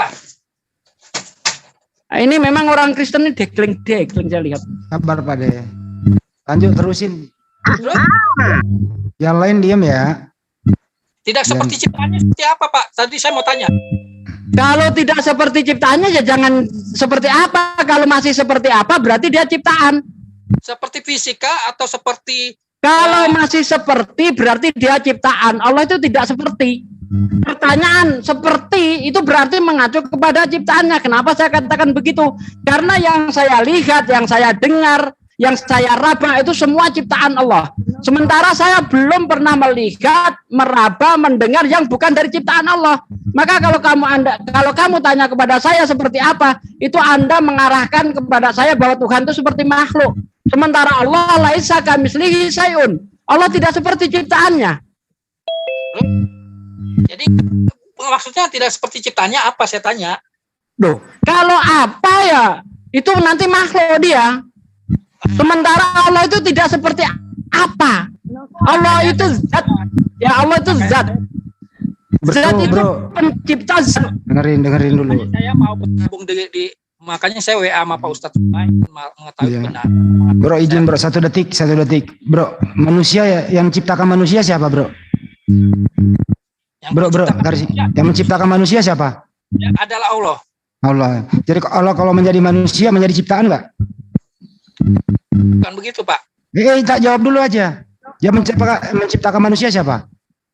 Penciptaannya awalnya dari mana Pak? Enggak, yang menciptakan manusia siapa? Mana atau ini Pak? Dijawab aja, tadi udah jawab Allah yang menciptakan manusia. Nah kalau Allah menjadi manusia ini ciptaan toh? Ya sekarang pertanyaan, pantaskah pencipta menjadi dicipta? Saya tanya, tadi Bapak nanya itu. Ya gimana sih? Ya lanjut Pak De, susah bahasa Indonesianya. Bapak bertanya nggak Allah itu berkuasa? Kalau dia berkuasa mau jadi manusia, terserah dia dong. Nah berarti Anda tidak mendengar apa yang saya katakan tadi. Ya Pak De, kalau bro, kalau Allah menjadi manusia, apakah manusia ini bisa berkuasa? Kalau Allah menjadi manusia, apakah manusia maha kuasa? Jawab aja, pendek, 1 detik. Kalau Allah menjadi manusia, apakah manusia maha kuasa? Allah manusia nggak bakalan jadi maha kuasa, tetapi punya kuasa. Kuasa apa manusia? Yang seperti diberikan Apa bedanya kuasa dengan maha kuasa? Kalau kuasa dia hanya sebatas, tapi kalau maha dia bisa menciptakan. Ya, apakah manusia bisa maha kuasa? Kuasa bisa menciptakan. Apakah manusia bisa maha kuasa? Yes or no? Manusia tidak maha kuasa, tapi ya makanya Allah tidak mungkin jadi manusia karena hilang kemahakuasaannya. Itu yang dimaksud Pak Sugi. Aduh, bahasa Indonesia lu nggak bener, langsung Pak De. Lanjut Pak De. Pikiran Bapak yang bilang nggak mungkin. Tadi Bapak bilang percaya Allah itu maha kuasa. Kenapa nggak percaya? Tadi Bapak bilang nggak mungkin, berarti pikiran Bapak, akal sehat Bapak yang nggak. Oke, kalau menurut Anda Tuhan Anda maha kuasa terus bisa berubah, mungkin nggak Tuhanmu itu berubah jadi kotoran? Gini Pak. Nah, contoh gini aja deh, nggak usah jauh-jauh. Anda kan bisa makan apa saja kan? Apakah Anda bisa makan apa saja? Tunggu dulu. Apakah Anda bisa makan apa saja?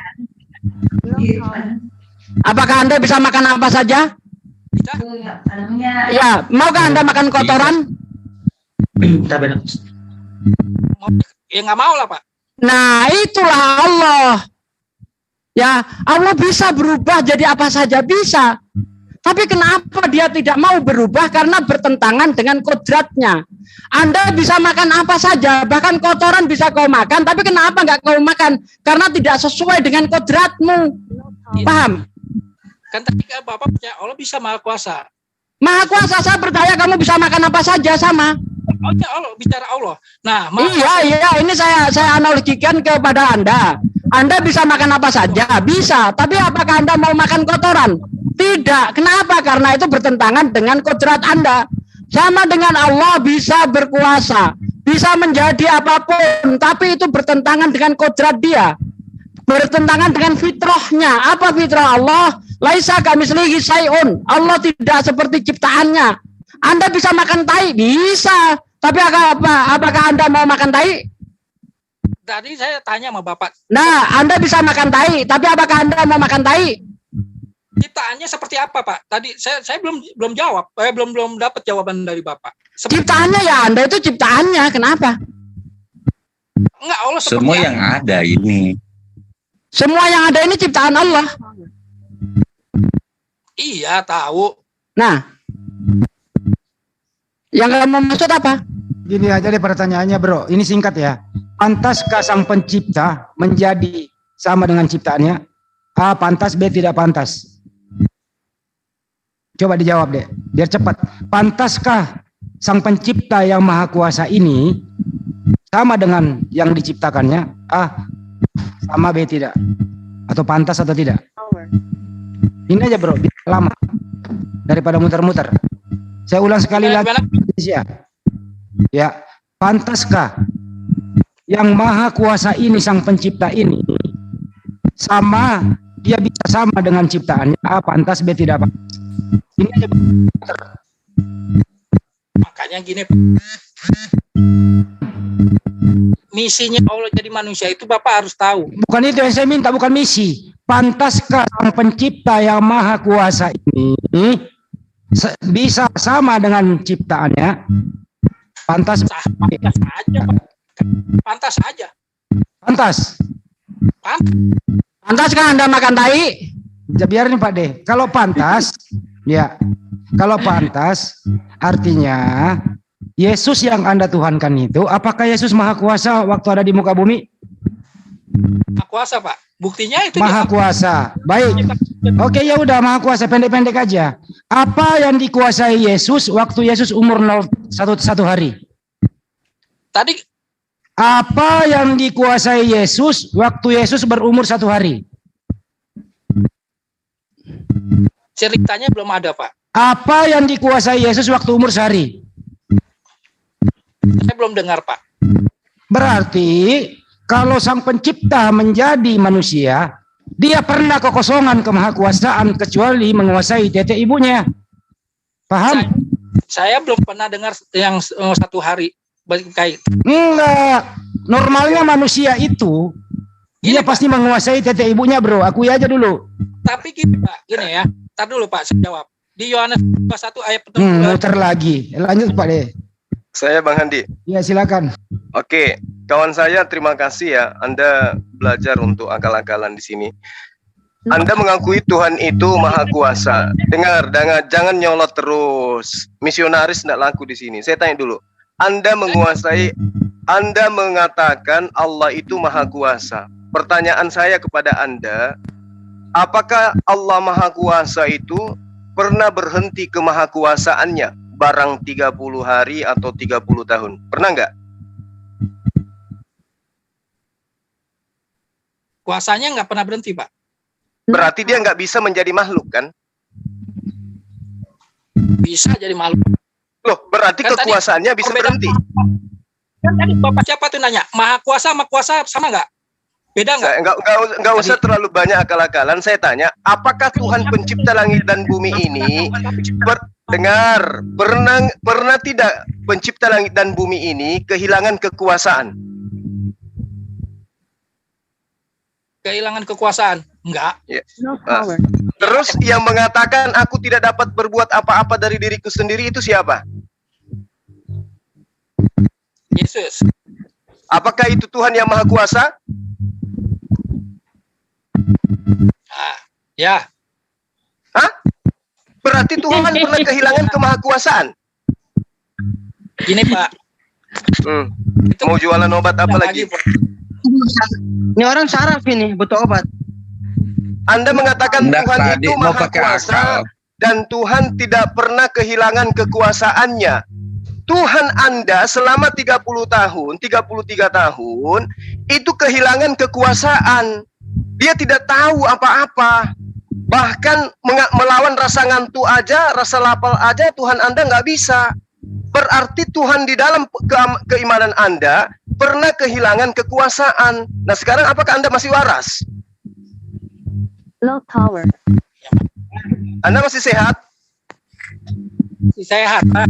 Alhamdulillah. Nah kalau sehat, betulkah Tuhan Anda pernah kehilangan kekuasaan selama 33 tahun? Ya, Pak. Hah?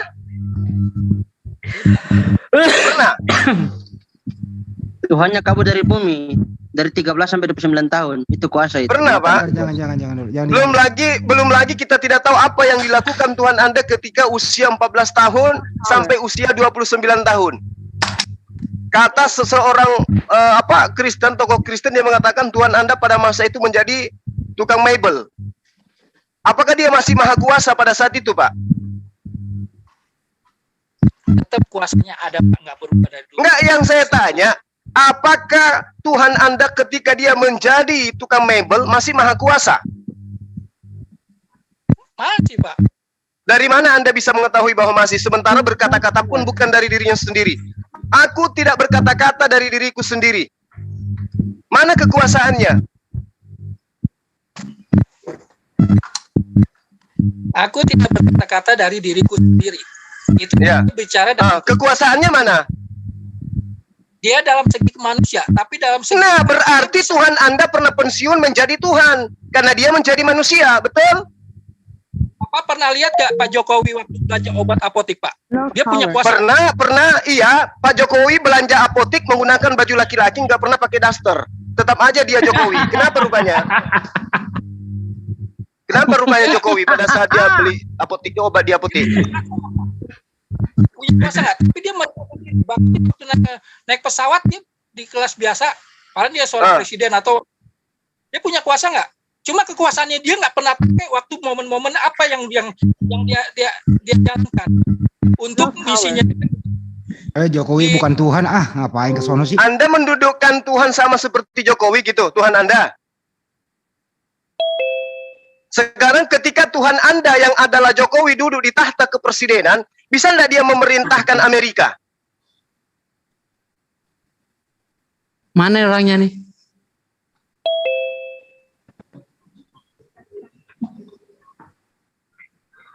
Presiden tertinggi kedudukannya di negara kita ini, bisa nggak dia mengatur negara lain? Nggak bisa. Nggak bisa, Pak. Jadi nggak boleh Tuhan pencipta langit dan bumi Anda samakan dengan Jokowi. Ya, nggak boleh. Jokowi itu cuman presiden kita, bukan presiden dunia. Sementara Tuhan itu adalah pencipta, pemilik segala apa yang ada di langit dan di bumi. Nggak boleh kayak begitu, ya. Ya Pak, ya Pak. Pak Juma, apa yang dikuasai Yesus waktu dia umur sehari, Pak Juma? Nggak ada, Bang. Itu pun kalau dia mau nenen nangis dulu kan. Ya, iya. Mana orangnya ini tadi? Kelempar dia signalnya. Nggak ada yang kick ya, dia kabur sendiri.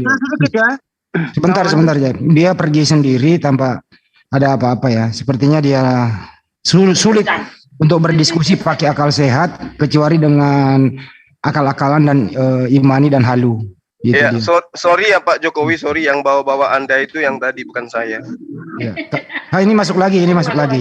Sabar ya, Bang Juma dulu sama Pak Desugi, lanjut. Biar akhir Juma aja lah. Biar Sedikit ya. Sedikit aja.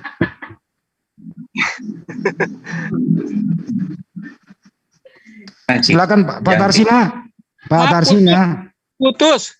Ya, Pak Tarsina bisa nggak itu mic-nya itu? Anda pakai mic apa, Bang? Nggak pakai mic, Pak.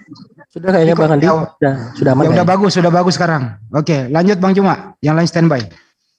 Ya, Anda mengatakan itu Tuhan perkasa, Tuhan maha tinggi ya. Di dalam kitabnya Bani Israel dikatakan dalam Yesaya 57 nomor 15 dan juga di dalam Yesaya 5 nomor 16 bahwa Tuhan pencipta langit dan bumi itu maha tinggi, maha suci. Nah, pernah nggak Tuhan itu kehilangan kemahasuciannya, Pak? Nggak pernah, Pak. Nggak pernah, ya. Oke. Ya, Ya. maha suci di sini artinya dari segala aspek kan? Betul. Nah, kalau dia maha suci, lalu kenapa kemudian dia itu menjadi makhluk?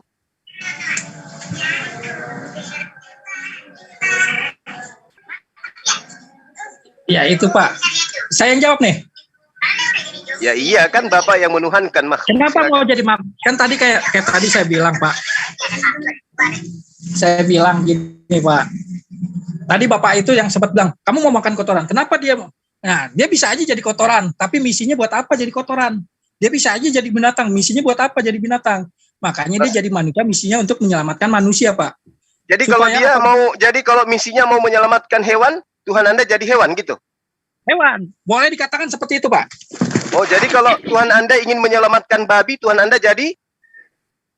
Ya, boleh bahasanya seperti itu. Tapi Enggak, jawab dong. Supaya Anda, saya mau lihat Anda itu gentleman mengimani iman Anda dengan akal-akalan. Kalau Tuhan Anda ingin menyelamatkan babi, Tuhan Anda jadi apa?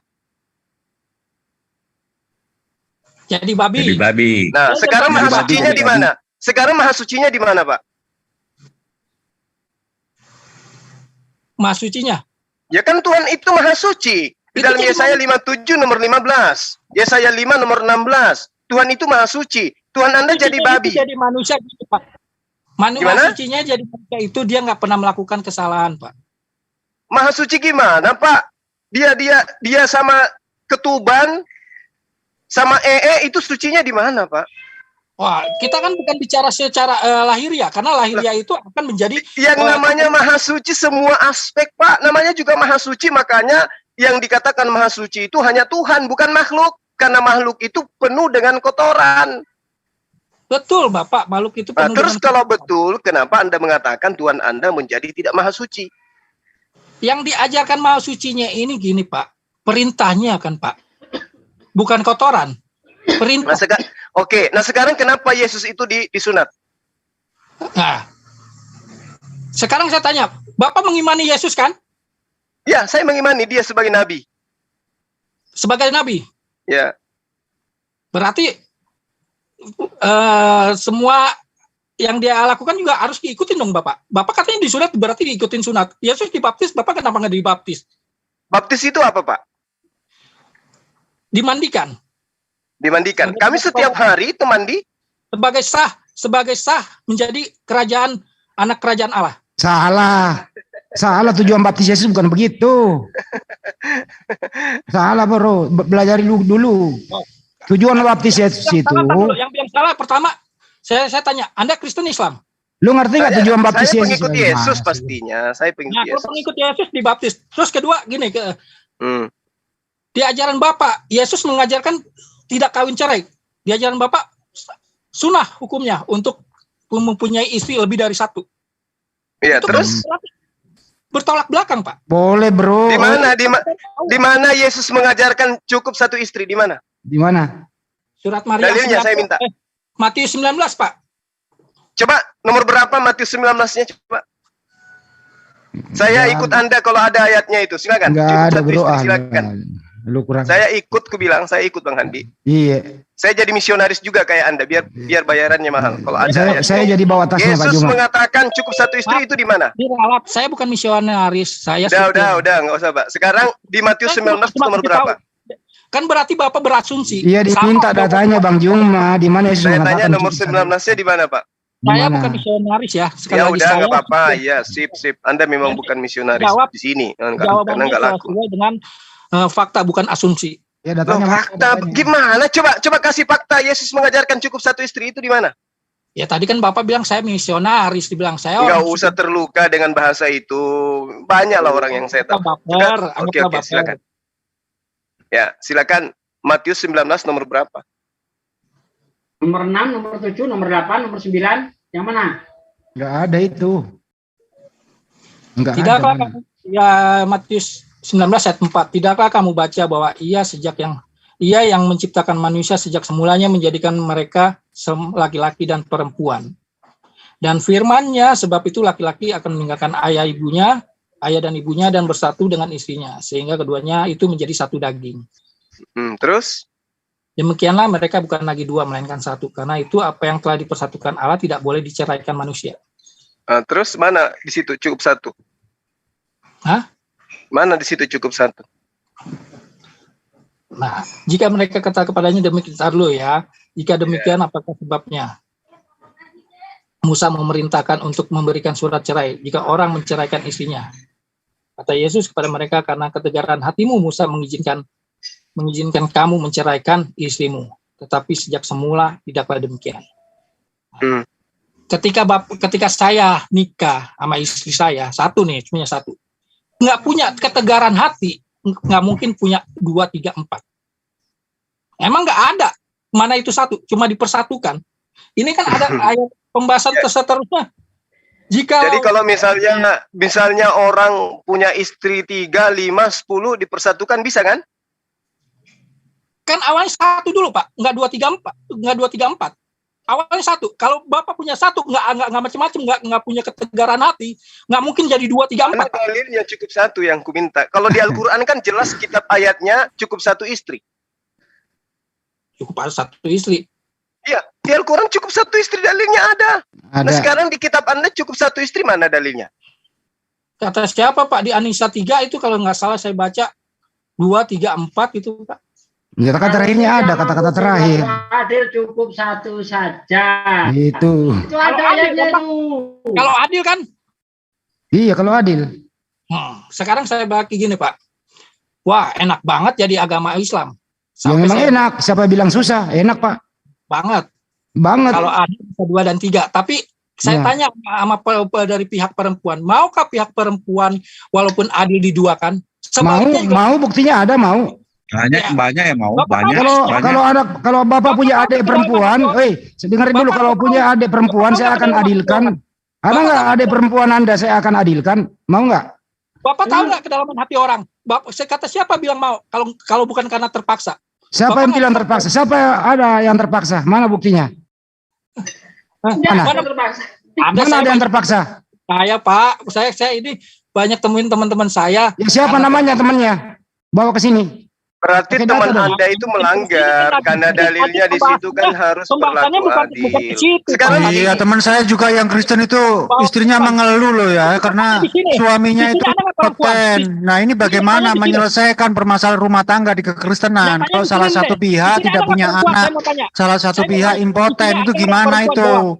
Ya, saya punya ini ya, teman Kristen juga berkata begitu. Memperbandingkan kepada hal yang lain gitu loh.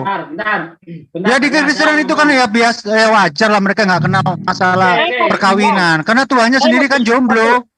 Ada nggak di ya, tuannya kan jomblo itu. Maaf, diskusinya malah kemana-mana. Bentar Pak Yudi, bentar, biar saya skakmat orangnya. Kalau di Islam, kecil suaranya. Dijadikan istri kecil adalah wanita single. Masukin suaranya menjauh. Bentar Bang Jul. Sementara di jauh kecil. Istri orang diambil lalu akan dijadikan adegan film seks, adegan porno. Gimana tuh? Di dalam 2 Samuel coba Anda baca 2 Samuel 12 ayat 11 sampai 12 Anda baca. istri orang diambil, diberikan kepada orang lain. Sementara di Islam, wanita-wanita single yang boleh dipoligami. Di dalam kitabmu istri orang diambil dan dia mau mengadakan adegan porno di tempat umum. Coba Anda baca 2 Samuel 12 atau 11. 2 Samuel gini, Pak. Baca dulu, jangan ngeyel dulu. Ya, saya udah baca. Tapi apa bunyinya? Kalau udah baca, apa bunyinya? Tunggu dulu. Kalau kamu udah baca, apa bunyinya? Apa Bapak, bunyinya? Sebelum Isa turun, Pak. Tunggu dulu. Kalau kamu sudah baca, apa yang bunyinya seperti apa? Coba.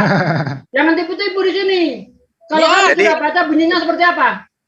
Jadi menurut Bapak ini, sebelum Isa turun, poligami bisa 2 istri, 3 istri sampai 1000 istri. Tapi tidak boleh 2 Tuhan, 3 Tuhan. Setelah Isa turun, tidak boleh 1, 2 istri, 3 istri, tapi boleh 5 Tuhan, 3 Tuhan. Begitu ya Pak ya? Betul. Gitu ya? Itu yang benar. Itu yang benar. Itu yang benar. Kalau saya jadi Anda, lebih baik 3 istri daripada 3 Tuhan. Kalau saya jadi Anda. Kalau saya waras pasti gitulah. Bapak kalau mau pawarkan ini Pak, di sana banyak orang, Pak. Coba buka Matius 5, 31, 32, Pak. Di situ banyak orang. Suruh bukain Matius 5, 31, 32, Pak. Coba dibaca, Pak. Matius 5, 31, 32, Pak. Coba baca. Matius 5, 31, 32. Bapak ini 1 istri, 3 Tuhan. Coba baca, Pak. Matius 5, 31, 32, Pak. Ya, ntar kita baca dulu. Ya, baca dulu, Pak. Jangan diganggu. Matius 5, 31, 32. Jangan diganggu. Bentar ya. Ya. Kan tadi Anda mengatakan nggak boleh cerai tuh. Silakan. Telah difirmankan juga siapa yang menceraikan istrinya harus memberi surat cerai kepadanya. Tetapi aku berkata kepadamu, setiap orang yang menceraikan istrinya kecuali karena zina, ia menjadikan istrinya berzina. Dan siapa yang kawin dengan perempuan yang diceraikan, ia berbuat zina. Tuh, gimana maksudnya itu, Pak? Hah? Berarti boleh bercerai, Pak ya? Hah? Pak, boleh bercerai ya? Masalahnya apa? Boleh bercerai? Boleh bercerai ya, Pak ya? Ya, boleh. Boleh dong. Tadi katanya nggak boleh. Tapi disuruh kawin lagi nggak? Saya mau tanya. Kalau menikah lagi, Pak. Menikah lagi dia berzina, Pak. Iya. Memang ada Kristen di dunia. Memang ada Kristen di Indonesia cerai, Pak. Banyak. Betul. Saya akuin di Kristen yang. Bagaimana pendapat Anda tentang Gisel sama Kenny Martin? Saya bilang gini, Pak. Orang Kristen yang bercerai tidak ada Tuhan, karena Tuhan mengajarkan kasih. Waduh. Kasihan orang Kristen. Parah ini pendapat Anda ini. Aduh. Hancur ini. Lanjut Bang Juma, udah dapat poinnya Bang Juma, lanjut. Tidak boleh menduakan istri ya? Kenapa? Tidak boleh menduakan istri. Nggak boleh, Pak. Kalau menduakan Tuhan boleh. Kata siapa menduakan Tuhan? Tuhan kami satu, Pak. Oh, yang mana yang Tuhan? Bapak atau Yesus? Yesus. Bapak bukan? Yang benar kalau itu satu, dikejar Mas Juma, kejar. Kejar, nggak apa-apa. Bapak yang di surga itu bukan Tuhan. Kenapa? Apa yang di surga itu bukan Tuhan. Coba yang di sampingnya suruh nyahut juga, bantu. Jangan diam-diam baik. Sekarang saya mau tanya gini. Bapak manusia kan? Kok balik ke saya bertanya? Saya tanya tentang Tuhan Anda. Yang di surga itu roh. Yang di dunia ini daging, Yesus. Berapa Tuhan Anda? 1 katanya. Bapak mau dikemanakan sih Bapak? Bapak itu sebutan, Pak. Loh kok sebutan pula? Yesus berdoa mengangkat tangan ke langit itu kepada siapa? Sekarang saya mau tanya sama Bapak. Enggak, jangan bertanya dulu dong. Jangan bertanya dulu dong. Pertanggungjawabkan pernyataan Anda. Dia mengatakan Tuhan Anda itu satu. Yesus berdoa kepada siapa? Kepada Bapak. Hah? Pada Bapak. Berarti Bapak beda dengan Yesus. Satu, Pak. Satu apa? Satu apa? Satu. Bapak Satu itu sebutan.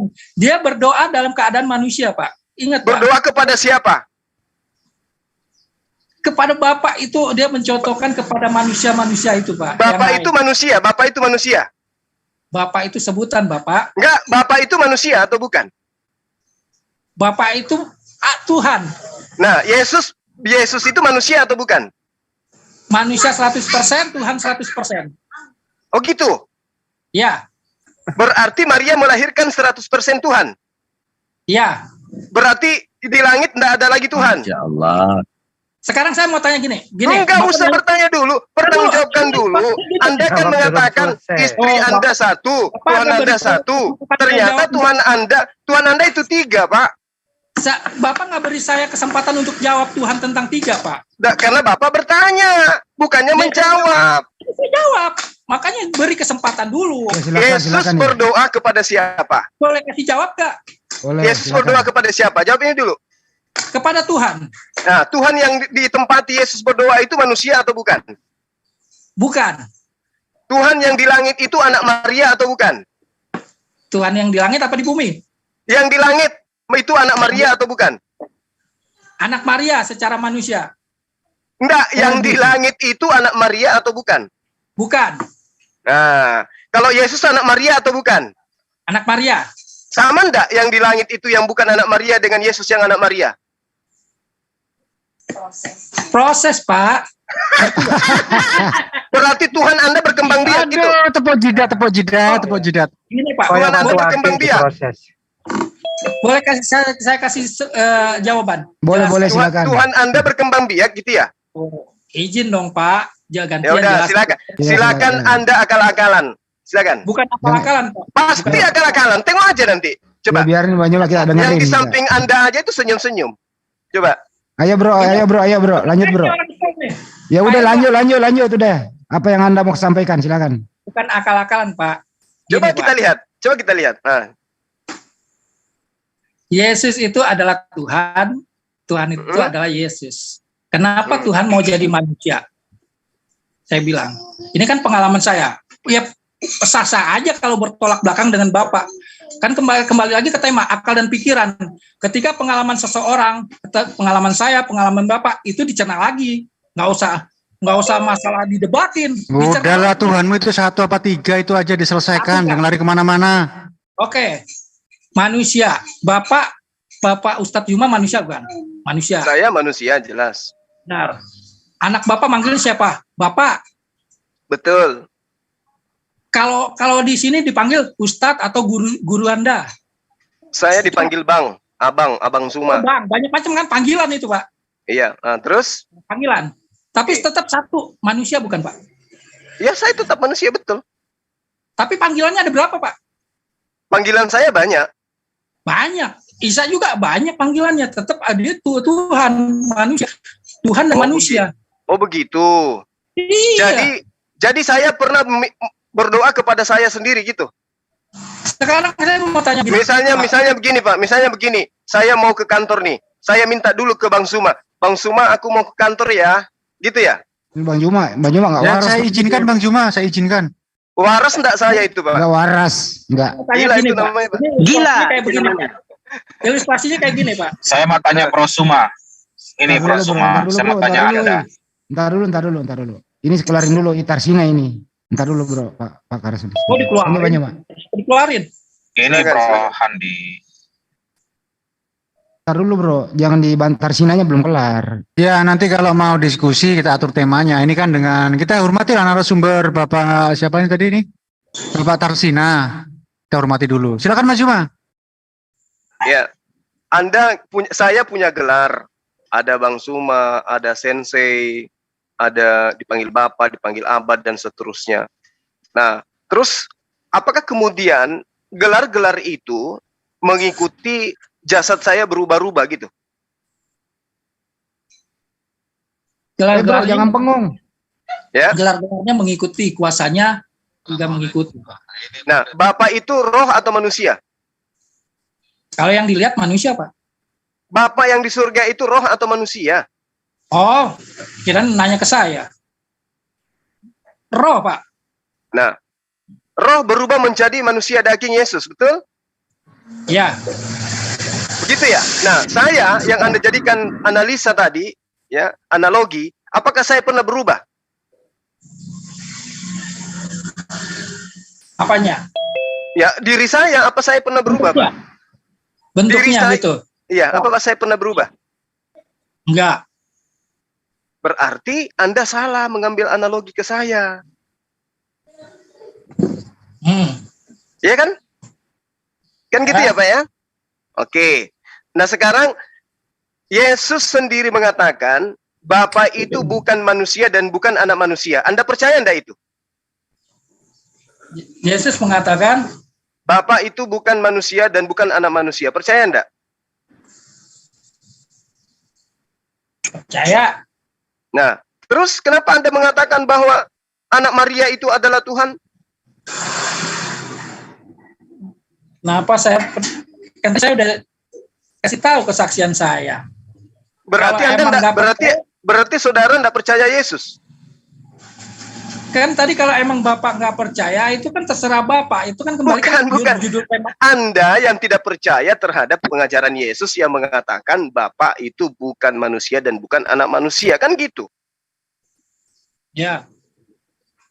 Nah, sekarang Anda mengatakan anak Maria yang manusia itu adalah Tuhan. Kenapa? Anda mengatakan anak Maria yang adalah manusia itu adalah Tuhan. Iya. Berarti Anda tidak percaya Yesus dong? Percaya, Pak. Loh, Yesus mengatakan Tuhan itu bukan manusia dan bukan anak manusia. Jangan terguncang, Pak ya. Jangan terguncang. Tuhan itu bukan anak manusia dan saya nggak terguncang. Iman saya udah kokoh sama Yesus.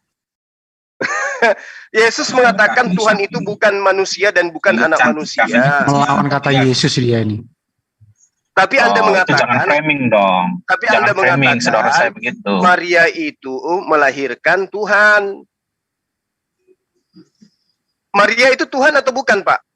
Bukan manusia. Berarti anaknya? Manusia. Nah, berarti selama ini Anda menyembah manusia. Oke, udah. 100, jujur. Oke, clear. Menyembah manusia. Udah, selesai. Kita pakai asumsi ya, berbicara ini, Mas Juma, pakai asumsi. Sip. Kasih ya. Sip. Itu aja pengakuannya. Salam kenal, saudaraku. Saya bukan menyembah manusianya, Pak. Ya sudah diomongin gitu loh. Yuk. Salam satu Tuhan. Udah, clear aja. Diakui. Kalau udah gitu ya sudah. Silakan pakai asumsi. Mas Juma, dilayani pakai asumsi itu. Halo. Sebentar bro, asumsi. Kasihnya dulu. Ini sudah final, dia menyembah manusia. Jadi mau arahnya kemanapun dia akan dia menyembah manusia kok, sudah clear itu. Udah kelar. Ya, silakan bro. Anda jujur dengan baik. Silakan. Jujur. Ini Mas Daniel ya? Mas Daniel ya? Ya, betul. Silakan Mas Daniel. Ada yang mau disampaikan? Ya, sebenarnya kan pertanyaan Bang Suma tadi kan apa ya tentang menyembah manusia atau Tuhan. Ya itu menyembah Tuhan. Karena bagi kekristenan itu Tuhan itu datang dalam rupa, bukan Tuhan menjadi manusia dalam artian roh menjadi daging, melainkan roh bersekina berdiam dalam daging. Enggak gini aja bro, pertanyaan langsung. Yesus manusia atau bukan? Yesus itu Tuhan. Waktu dia di bumi dia Tuhan apa dia manusia? Dia tetap Tuhan yang mengambil manusia. Berarti Bunda Maria melahirkan Tuhan. Oh iya, melahirkan kan tubuhnya itu kan tubuh jasmani, tetapi kan yang iya udah. Bunda Maria melahirkan itu kan rohnya, bukan. Bunda Maria melahirkan Tuhan. Pantaskah Tuhan terbatas? Lah, dia melahirkan Tuhan. Sekarang saya tanya, beninya itu apakah beninya Maria dengan Yusuf? Saya nggak bicara benih. Benih dari Roh Kudus. Ini saya tanya saudara. Yesus ini kan adalah Tuhan. Pantaskah Tuhan Bang Andi terbatas? sebenarnya udah final ini Bang Andi. Maria melahirkan saya tanya balik. Tubuh Yesus itu dari Roh Kudus atau dari manusia? Kan kalau kata Muslim kan dia dari firman dan dari Roh Hura. Coba ceritakan sama kami kalau Yesus itu dari Roh Kudus. Bagaimana cara Roh Kudus bisa membuat Maria hamil? Bagaimana caranya? Iya, jadi Roh Kudus itu kan adalah Allah itu sendiri, adalah Bapa itu sendiri. Ya, siapa buat Bunda Maria hamil? Siapa ya? Loh, itu nggak ada proses pembuahan secara biologis seperti yang Anda pahami. Iya, ceritakan saja bagaimana cara Roh Kudus membuahi. Woi, dengerin. Bagaimana cara Roh Kudus dengerin dulu bagaimana cara Roh Kudus membuahi rahim Maria sehingga Maria hamil. Bagaimana caranya? Iya, makanya Anda baca Alkitab biar Anda jangan banyak bertanya gitu kan. Nah, saya bisa jawab apa tidak, Bro? Di situ dijelaskan begini, ya. Roh Kudus menaungi Maria dan kuasa dari sorga gitu kan, menaungi dia. Aduh, bagaimana caranya Roh Kudus? Loh, Anda tanya cara gimana? Sekarang ketika Yesus melakukan mujizat, orang mati. Loh, kok mujizat sih?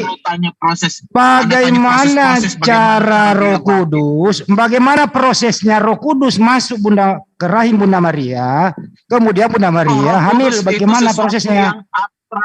Tidak konkret yang dapat dilihat mata.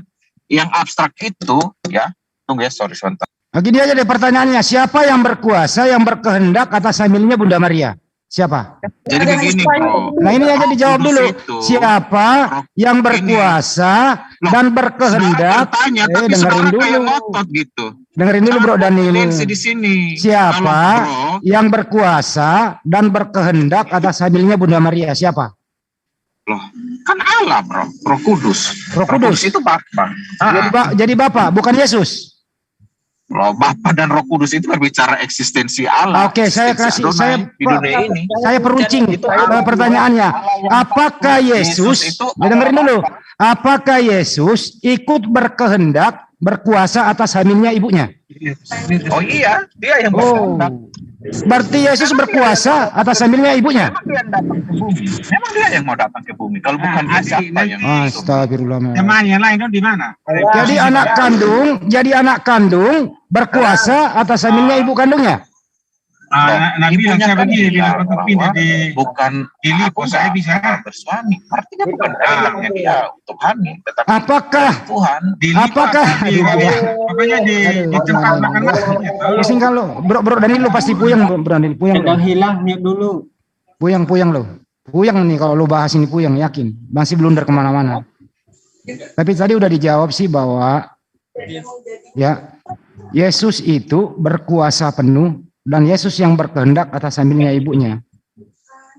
Kalau Tarsina tadi udah jelas dia menyembah manusia, udah clear ya sebenarnya Bang Juma ya?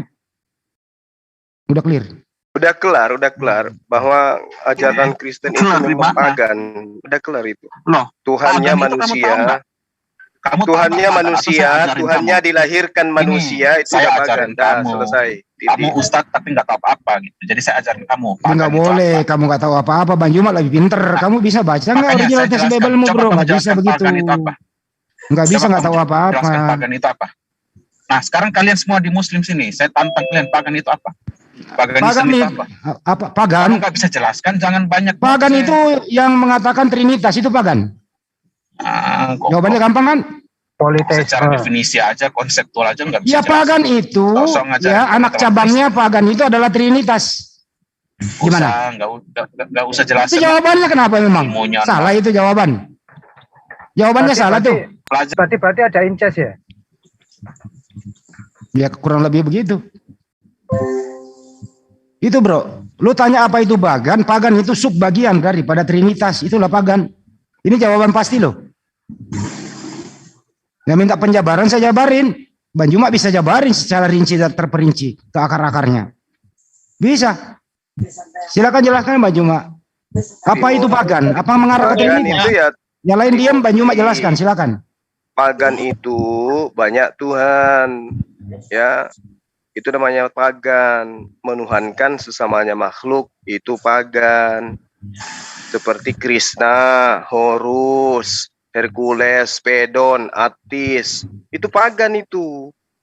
Yang memahami bahwa Tuhan, dewa, muncul ke bumi, mengambil rupa manusia, itu pagan. Makanya saya tanya, Tuhanmu satu atau tiga? Tetap aja dikatakan satu, padahal tiga. Enggak, satu Pak. Gitu. Tiga Tuhannya. Biar mau sampai urat lehernya katakan satu, tetap aja tiga. Gitu. Tarsina, kalau Tuhanmu satu, nama Tuhanmu siapa? Saya mau tanya gini Pak, kenapa Tuhan mau turun? Tadi belum selesai Pak. Tuhan mau turun, kenapa jadi potong-potong jadi 4 tadi? Iya kenapa? Giliran saya. Ya. Nggak ada ayatnya Tuhan mau turun. Biarin Pak Dea. Gini, ikuti aja dulu sampai mentok. Memang tidak ada ayatnya Pak. Ya kalau tidak ada ayatnya, Anda tahu dari mana Tuhan turun? Kata siapa itu? Iya. Bakal dipakai. Ini Pak. Lanjut Pak De. Kalau di Al-Qur'an di Alkitab ada Pak ayatnya di Roma 3 Pak. Mana pernyataan Tuhan sendiri ya. Nah, itu Roma 3 itu surat yang diperuntukkan untuk ajaran pagan itu. Paulus. Yang saya butuhkan pernyataan Tuhan itu sendiri bahwa dia akan datang menjadi manusia. Jangan kata Paulus, jangan kata orang. Kata-kata Tuhan sendiri mana? Di dalam perjanjian lama kalau dia akan datang sebagai manusia. Roma 3 Pak, baca Pak. Roma 3 Paulus tahu dari mana kalau Tuhan mau datang sebagai manusia, dia tahu dari mana? Bukan datang gini Pak. Baca dulu, belum datang. Baca dulu Roma 3. Pengertiannya Tuhan untuk jadi manusia itu. Ya coba baca Roma 3, silakan baca dulu. Silakan baca. Tunggu dulu Bang Handi. Kita jangan mau dikibulin. Surat Paulus yang bermerek Roma itu diperuntukkan kepada siapa, Pak? Makanya tadi sebelum saya tanya dulu kepada Anda, kepada jemaat siapa surat Roma itu dikirim oleh Paulus? Kepada jemaatnya di Roma. Nah, Roma sebelum menjadi agama Kristen ajarannya apa, Pak? Pagan. Pagan, Pak. Makanya dijajakan Tuhan yang seperti itu, konsep kayak begitu. Pak Zuma percaya Alkitab nggak? Saya kan udah mengatakan, saya percaya itu adalah karangan-karangan orang. Nah, terus? Saya udah dari situ aja udah berkontradiksi, Pak. Nah, sekarang di mana akal Anda ketika meyakini sebuah tulisan yang tidak ada pengesahan dari Yesus sebagai firman Tuhan? Sekarang yang menjadi utusan Tuhan siapa di sini? Yang menerima firman daripada Tuhan siapa? Yesus atau Paulus, Pak? Bisa gantian dulu nggak, Pak? Ntar ini saya jelasin. Ini kita sudah gantian, gimana sih Bapak? Ini kita sudah gantian, kalau sudah terpojok, jangan kayak gitu jawabnya. Ini kita gantian, saya tanya kepada Anda, yang mengaku menerima firman dari Tuhan itu Yesus atau Paulus? Yesus. Yesus, Pak, firmannya. Nah, sekarang mana ajaran Yesusnya? Jangan Anda bawa ajaran Paulus yang bukan firman Tuhan. Orang berakal itu begitu, Pak. Justru kan sebelum Paulus bertobat, Pak. Bertobat dari apa Paulus itu? Paulus itu ahli Taurat, Pak. Betul, memang Yesus mengatakan celakalah engkau, waspadalah kepada ahli Taurat. Terus? Makanya Bapak jangan bilang ini Paulus ini ajarannya ngaco. Makanya Oke, saya sedikit lagi ya. Kepada saudara saya Tarsina. Saya tidak ada tendensi benci sama Anda atau tidak suka. Ini kita berbicara mengenai keyakinan. Makanya kita ada keras-keras itu karena untuk menekankan supaya kita itu betul-betul bisa menjadi manusia yang berakal. Di dalam pengajaran Yesus, Pak, tentang ramalan, nubuat, Matius 23 nomor 15, Yesus mengatakan begini, celakalah engkau wahai ahli Taurat, orang Farisi, orang munafik, engkau menyeberangi lautan, menjelajahi daratan untuk mentobatkan orang masuk ke agamamu menjadi orang neraka dan 2 kali lebih jahat daripada engkau sendiri. Pertanyaan saya, agama apa yang dibentuk oleh ahli Taurat? Silakan. Agama apa yang dibentuk oleh orang Farisi, ahli Taurat ketika dia meninggalkan Yerusalem mengajarkan sebuah agama? Agama apa itu? Agama ahli Taurat apa? Jangan mengakal-akali segala sesuatu yang sudah nyata benar. Agama apa yang mengaku bahwa ajaran agamanya itu berasal dari ahli kitab? Jujur. Ya agama ahli Taurat kan Paulus dulu ahli Taurat. Tidak usah malu-malu, Pak. Kebenaran itu harus diungkap. Dengar dulu. Anda mengatakan agama Anda itu berasal daripada murid-murid Yesus. Murid-murid Yesus ini ahli Taurat atau bukan? Murid-murid Yesus awalnya ahli Taurat, Pak. Oke. Berarti Matius 23 nomor 15, celakalah engkau ahli Taurat, orang Farisi, orang munafik, engkau menyeberangi lautan, menjelajahi daratan untuk mentobatkan orang masuk ke agamamu menjadi orang neraka dan membuat mereka 2 kali lebih jahat daripada engkau. Agama apa itu, Pak? Agama ahli Taurat. Udah selesai dari saya. Bapak, pesan saya, tolong dalam beragama. Lanjut banyak sebentar dulu ya. Gimana? Saya mau jelasin tentang ketuhanan kok tak dipotong-potong dulu kan? Ya silakan. Halo Bang. Sebentar Mas Dani, jangan diganggu dulu tersinanya. Halo Pak. Kalau campur ini Pak Andi, ini mohon maaf saya nomornya aja. Sebentar Mas Dani, kita tersina dulu belum kelar. Pak. Jadi saya jadi mengapa saya bilang kan gini, mengapa saya akui Yesus itu Tuhan, Pak? Dia Tuhan jadi manusia, merendahkan diri mau jadi manusia karena yang diselamatkan manusia. Tarsina lebih ketinggian ini. Sebentar Pak Deden, ya sabar ya. Belum belajar Tarsina ketinggian kayak. Ya, Pak Deden, diam dulu ya. Banjuma yang ngobrol sama Tarsina. Oke? Banjuma. Aduh, berisik. Supaya manusia mengikuti jalan-jalannya. Nah, Oke. Apabila nanti dia kembali menjadi Allah. Oh, nggak bisa, Pak. Nggak bisa Yesus itu menjadi Allah. Nggak bisa. Dia bilang bertolak belakang, Pak. Bapak aja meyakini Alkitab aja sebagai tulisan atau dongeng. Yesus sendiri yang mengatakan, aku nggak bisa menjadi Allah. Udah bertolak belakang. Ini udah Yesus sendiri yang mengatakan, aku tidak bisa menjadi Tuhan, Pak. Yesus sendiri yang tidak bisa jadi Tuhan. Yesus sendiri yang mengatakan dia tidak bisa menjadi Tuhan. Iya, Bapak, itu kan dalam keadaan manusia. Kan saya Lalu siapa yang menjadikan Yesus Tuhan, Pak? Siapa yang menjadikan Yesus Tuhan? Sekarang gini, singkat aja deh, Pak. Kita nggak usah repot-repot. Pemahaman saya gini, Pak. Andai kata ya, ini nih, agama Islam paling benar atau Kristen paling benar, di luar konteks ayat. Gini, Pak. Kalau Tuhan yang nggak turun ya, Pak, saya kasih contoh. Tuhan yang nggak turun. Terus saya kalau nggak pakai ayat itu yang namanya asumsi, Pak. Tadi mengatakan harus pakai ayat. Nggak bisa turun Tuhan itu, Pak. 2 Tawarik 6 nomor 18 nggak bisa turun, Pak. 2 Tawarik 6 nomor 18, Pak. Ini pembelaan saya ya, nggak pakai ayat. Itu tadi Bapak pakai ayat ya. Tuhan nggak bisa turun. Andai kata Tuhan nggak turun ya, ini pembelaan saya ya. Pembelaan saya kepada Tuhan. Saya bunuh Pak Juma karena sakit hati. Nah, terus hubungannya ya? Biar nggak apa-apa, Bang. Terus? Waktu saya mati, Pak. Terus? Dipertanyakan, kenapa Tarsina membunuh Pak Juma? Karena sakit hati, ya Allah. Terus? Terus sudah kuturunkan perintah-perintah ke nabi-nabi. Terus? Itu kan nabi-nabi. Allah pernah nggak ngerasain apa yang namanya sakit hati? Kalau Allah emang maha adil, jangan hukum saya. Karena Allah nggak pernah merasakan. Itu Allah yang nggak turun. Tapi berarti Tuhan harus Anda haruskan menjadi manusia gitu. Ya, supaya Tuhan diakui menang seperti di Roma 3 ayat 3-4. Oke. Kalau babi juga protes kenapa saya makan bangkai? Apakah Tuhan pernah merasakan menjadi babi? Bagaimana tuh? Kenapa? Kalau babi juga protes gimana? Karena Tuhan nggak pernah jadi babi. Ada nggak di ayatnya di itu babi masuk surga atau apa? Loh, katanya tadi bisa pakai ayat, sekarang kembali lagi ke ayat. Bapak nanya mana sih ini? Tadi Pak Juma tadi asumsi nggak usah pakai ayat, sekarang minta ayat. Ini gimana? Baik. Yesus itu sebagai Tuhan pernah merasakan menjadi laki-laki. Pernah nggak Yesus sebagai Tuhan merasakan sebagai perempuan? Pernah nggak? Ya. Pernah nggak Yesus menjadi perempuan, Pak? Ya.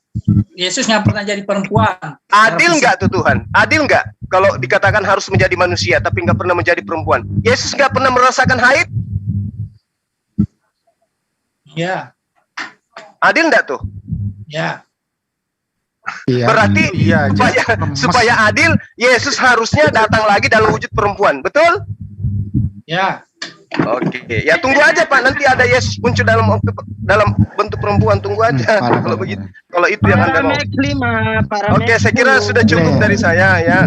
Saya hanya bisa mendoakan semoga Pak Tarsina ini ke depannya bisa menggunakan akal. Itu aja, akal aja dulu. Betul. Saya mau uji akalnya Bang Juma. 2 menit saya mau uji akal Anda ini. Bro. Sekarang bergeser waktu ya. Bentar, Mas Doni ini pakar akal ini ya. Saya pakar akal. Silakan. Saya mau uji akalmu, Bro. Diuji dulu. Saya dengerin dulu, berhenti ngomong dulu. Mas Tarsina konsentrasi dengan Mas Andi ya. Yang lainnya silent dulu. Ya, silakan. Uji akal Anda ya. Waktu Tuhanmu turun menjadi manusia, segini satu dulu deh. Tuhan kamu ada berapa, Bro? Ya, sedangnya tolong limit dulu dong. Ya, ini mengganggu dulu nih. Aduh, kok kebanyakan suara ya. Waktu Tuhanmu satu ya, ingat ya, satu ya, kepegang ya. Ya. Oke. Waktu Tuhanmu turun menjadi manusia, apakah manusia ini adalah Tuhan? Hah? Waktu Tuhanmu turun menjadi manusia, apakah manusia ini adalah Tuhan? Tuhan, Pak. Tuhan. Baik. Waktu Tuhanmu turun menjadi manusia, manusia ini adalah Tuhan. Apakah di surga masih ada Tuhan? Masih.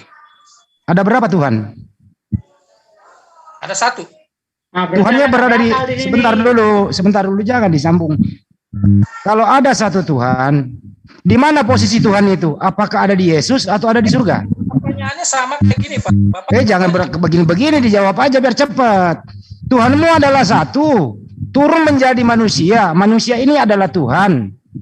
Nah, sekarang saya tanya, Tuhanmu kalau satu, dia posisi sama Yesus atau ada di surga? Kalau satu. Nanti Bapak nggak menggunakan akal dan pikiran, membatasi akal dan pikiran. Tuhan saya bertanya, saya nggak berpendapat. Tuhan Maha Kuasa, nggak berpendapat emang. Oke. Ini kan ada saya tanya lagi, waktu Tuhanmu menjadi manusia, ulangi lagi sekali lagi, dijawab aja. Waktu Tuhanmu menjadi manusia, ya, Tuhanmu ada di bumi nih. Apakah masih ada Tuhan di surga? Masih bisa. Ada berapa Tuhan? Satu. Yang mana yang Tuhan, di bumi atau di surga? Ya, di bumi atau di surga yang Tuhan? Hadir, Pak. Enggak, yang mana yang Tuhan? Di bumi atau di surga? Yesus sendiri. Yang mana yang Tuhan, di bumi atau di surga? Ya Yesus sendiri, Tuhan Yesusnya. Ya, jadi Yesus yang Tuhan, berarti di surga nggak ada Tuhan. Iya. Oh, iya, kosong surga, nggak ada Tuhan. Nah, gini. Gini, gimana? Pusing kan lu? Daniel ini diam dulu, Daniel lu jangan ganggu. Aduh. Lu diam dulu, ini saya tanya lo, saya nggak berpendapat nih. Lu diam dulu, Daniel. Ya lanjut, Bro. Ini Bro, Andi, saya boleh minta nomornya nggak, Bro? Jangan. Lu diam dulu, ini jangan diganggu, Daniel. Kamu ini kok suka mengganggu keadaan sih, gimana sih kamu ini, Bro? Ini saya ngobrol dulu sama. Kamu nggak sependapat loh, kamu kan ini Yesus only. Ini orang percaya Bapak loh, kamu nggak percaya Bapak gitu loh. Lu diam dulu. Iya, diam dulu. Maksudnya gini, Bro. Diam dulu, Bro. Aduh, saya ngobrol sama Tarsina dulu, diam dulu. Diam dulu. Aku bisa minta nomornya Tarsina. Nggak bisa. Kalau nggak bisa diam, enggak. Lanjut. Ya, gitu dong. Nggak bisa diam gitu. Kita ngobrol santai kok. Coba kita kembali ya. Tuhan, Anda turun ke bumi menjadi manusia. Manusia ini adalah Tuhan. Ya, pertanyaan saya tadi, yang mana yang Tuhan? Yang di bumi atau yang di surga? Di bumi dan di surga, Pak. Ada berapa Tuhan? Ada berapa Tuhan? Ini yang Bapak ngerti, kuasanya itu maha hadir. Saya nggak nanya kuasanya. Cuma jumlahnya dulu saya tanya. Belum kekuasaan saya tanya. Nah, kuasanya buat apa kalau Bapak? Oke, kalau maha kuasa baik. Saya ikutin lagi bermain akal. Apa yang Yesus kuasai waktu dia di dunia? Hah? Tuhanmu ini Yesus di dunia, apa yang dia kuasai? Tuhan Yesus di dunia apa yang dia kuasai? Ya, apa yang dia kuasai? Yang dia kuasai, dia datang ke dunia bukan untuk berkuasa, Pak. Tadi katanya mau ngomong maha kuasa. Giliran saya tanya apa yang dikuasai? Tadi saya bilang ini pengajaran yang Tuhan mau, pengajaran itu diluruskan, bukan kuasa. Apa pengajaran Yesus? Saya ikutin lagi. Apa pengajaran Yesus? Kasih, hukum 2 kasih itu, Pak. Cuman itu? Iya. Yang lain nggak ada? Nggak ada pengajaran hukum kasih. Apa maksud hukum kasih? Silakan jelaskan. Gue ikutin terus. Apa lu omongin? Kenapa? Apa maksud hukum kasih? Supaya manusia nggak saling membunuh, nggak saling merugikan, Pak. Oke. Apakah Kristen sekarang ada yang saling begituan atau nggak ada? Makanya saya bilang orang yang Kristen yang seperti itu nggak punya Tuhan Yesus di dalam hatinya karena nggak ada. Kalau mereka mengaku Kristen bagaimana? Itulah yang sesuai di Matius 7 ayat. Gimana itu? Jadi banyak juga Kristen yang membangkang gitu. Jadi banyak Kristen yang membangkang, betul? Itu ya ayatnya mengarah ke situ bukan. Oke, artinya coba ulangi omongan saya. Dengerin baik-baik omongan saya. Ya, jadi tinggal ulang. Banyak Kristen di Indonesia yang tidak mengikuti ajaran Yesus hukum kasih. Coba ngomong, berani nggak lu? Kenapa? Berani nggak ngomong? Banyak Kristen di Indonesia yang tidak mengikuti ajaran Yesus hukum kasih. Berani nggak ngomong kayak gitu? Banyak, bahkan pendeta mengikuti ajaran Yesus, yaitu tentang kasih. Oke. Makanya ayat Matius 7 ayat 22 itulah berbunyi seperti itu. Bagaimana nasib Kristen ini yang tidak mengikuti kasih? Apa dia ke neraka apa di surga? Ke neraka, Pak. Ke neraka. Oke. Apa hubungannya dengan Yesus di tiang salib menebus dosa? Kenapa? Bagaimana dengan janji Yesus menebus tiang salib? Kalau masih Yesus isi neraka? Nah, itu kan yang tadi saya bilang pengajaran, Pak. Tuhan Yesus mati di atas kayu salib sampai dibilang ampuni mereka sebab mereka tidak tahu apa yang mereka buat. Dia dicaci lagi. Dia pernah mencaci maki. Ini Pak, ini bicara pengajaran. Aduh, iya. Waktu Yesus di tiang salib, dia Tuhan atau bukan? Dulu kan tadi kenapa Yesus mati di atas tiang salib? Iya, kenapa? Dia jawab, jangan kemana-mana. Dia kayu salib. Sebelumnya kan proses ditanya jawab di sidang apa ini itu, bahkan pas mau ditangkap murid-muridnya meninggalkan. Secara manusia sakit hati nggak, Pak? Bukan itu yang saya tanya. Kan ini gini ya, Yesus itu di tiang salib kan menebus dosa manusia. Apakah dosa segini aja? Apakah dosa Anda ditebus Yesus di tiang salib?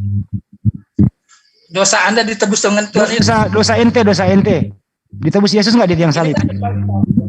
Saya bukan menebus dosa, Pak. Yesus mati di atas kayu salib. Kalau secara rohaninya emang menebus dosa, tetapi secara suri teladan dia menunjukkan suri teladan, Pak, dari dia hidup di aniaya di itu dia nggak membalas. Bro, eksekutor itu yang menciptakan manusia eksekutor itu siapa? Manusia, Pak. Ya, manusia eksekutor itu kan manusia tuh yang eksekutor yang membunuh Yesus. Siapa yang menciptakan itu? Ya setan, Pak, yang merugikan kerjaannya. Enggak, siapa yang menciptakan manusia yang eksekutor membunuh Yesus? Siapa yang menciptakan itu? Yang membunuh Yesus, Pak. Iya, siapa yang menciptakan? Tuhan. Tuhan siapa? Tuhan Allah. Bukan Yesus. Ya Yesus kan tadi perjalanan tanya gini dia. Oke, ya udah ya paham. Jadi Yesus menciptakan manusia untuk membunuh dirinya, betul? Untuk pengajaran, bukan untuk membunuh dirinya, Pak. Loh, Yesus kan mati di tiang salib, dibunuh oleh ciptaannya kan? Pengajaran gini, Pak. Dengerin baik-baik, bro. Itu kan manusia yang membunuh Yesus di tiang salib. Kan Yesus yang ciptakan toh. Bro, ini jangan diputar sama saya biar cepet. Iya. Ya, yang menciptakan. Halo? Putus. Gini, geser gini. Bentar. Sini aja dulu, sini. Bentar ya, tunggu dulu. Nih, dulu. Bro. Tarsina lagi tingginya Tarsina ini. Iya, Deden lu diam dulu. Bro, ciptakan Algojo itu siapa? Kenapa? Yang menciptakan Algojo di tiang salib siapa? Tuhan. Siapa nama Tuhan itu? Yahweh, Allah. Bukan Yesus. Dan yang ketika Isa punya nama Yesus. Jadi Yesus juga yang menciptakan ya, tapi nama Yesus, betul? Ya, dalam keadaan manusia. Oke, jadi Yesus menciptakan Algojo yang membunuh dirinya, betul? Ya. Yakin? Ya. Yang menciptakan Bunda Maria siapa? Yesus. Jadi Yesus menciptakan ibu kandungnya? Ya. Masuk akal nggak lu, bro? Akalmu di mana, Bos? Akalmu katanya mau bicara soal akal, ini kok nggak berakal sih? Ini berbahaya. Saya tanya dulu Anda, masuk akal nggak anak kandung menciptakan ibu kandung? Kan tadi saya bilang. Kan katanya bermain akal nih, ayo jawab aja dulu. Kalau bicara kuasa, Pak. Nggak usah kuasa. Ini nggak akal-akalan dulu. Kita main akal. Main akal. Contoh gini deh, Pak. Ya nggak usah kasih contoh, ini jawab dulu. Masuk akal nggak? Masuk akal nggak anak kandung menciptakan ibu kandung? Saya kasih contoh main akal-akalan ya, Pak. Sebelum ngasih contoh, ini bro, masuk akal nggak? Gini, ya sebelum contoh lu jauh, ini dengerin dulu. Masuk akal nggak anak kandung menciptakan ibu kandung? Masuk akal atau tidak? Bapak percaya kuasanya nggak, Pak? Maha kuasanya? Nggak bicara kuasa. Masuk akal nggak? Masuk akal. Saya bilang Pak, masuk akal. Udah. Pak. Saya nggak maksa kok. Artinya masuk akal. Iya, Pak. Sekarang Bapak saya kasih Bapak pakai simpati apa bukan? Yang punya simpati siapa? Ketika punya simpati jalan-jalan apa simpatinya mati? Begitu juga sorga. Ketika Tuhan Yesus turun ke dunia, apa sorga berhenti? Siapa yang jaga surga waktu Yesus turun ke dunia? Nah, saya tanya. Bapak pakai provider apa? Misalnya Mentari. Ya, nggak usah provider. Apa yang jaga surga waktu Yesus di dunia? Siapa yang jaga surga?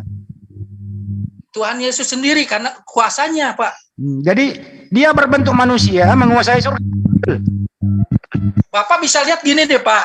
Saya tanya begini, bermain akal kita. Jawabannya benar nggak sesuai yang Bapak tanya? Jawabannya benar nggak? Jawabannya seperti itu, Pak. Ya siapa yang coba Anda jawab? Coba Anda jawab. Siapa yang menguasai surga? Dengerin baik-baik. Siapa yang menguasai surga waktu Yesus ada di bumi? Siapa? Siapa yang menguasai surga waktu Yesus ada di bumi? Ya Betul. Yesus sendiri. Siapa? Bagaimana caranya? Mau caranya gimana kan kita nggak tahu kan nggak tahu caranya. Baik. Ya udah paksa kalau nggak tahu udah. Waktu Yesus tidur siapa yang menguasai surga? Pendek-pendek yang main akal ini. Waktu Yesus tidur, siapa yang menguasai surga? Ya Tuhan Yesus kuasanya, Pak. Kuasanya itu tidak membatasi ruang dan waktu. Jadi Yesus tidur ini bisa berkuasa? Bisa. Caranya? Nggak tahu.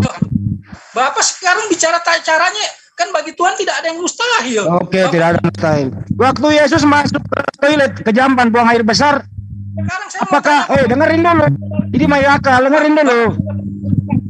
Bro, dengerin dulu. Dengerin dulu, gantian saya. Bapak punya perusahaan besar. Ketika perusahaan besar Bapak ditinggalin, perusahaan besar Bapak jalan nggak?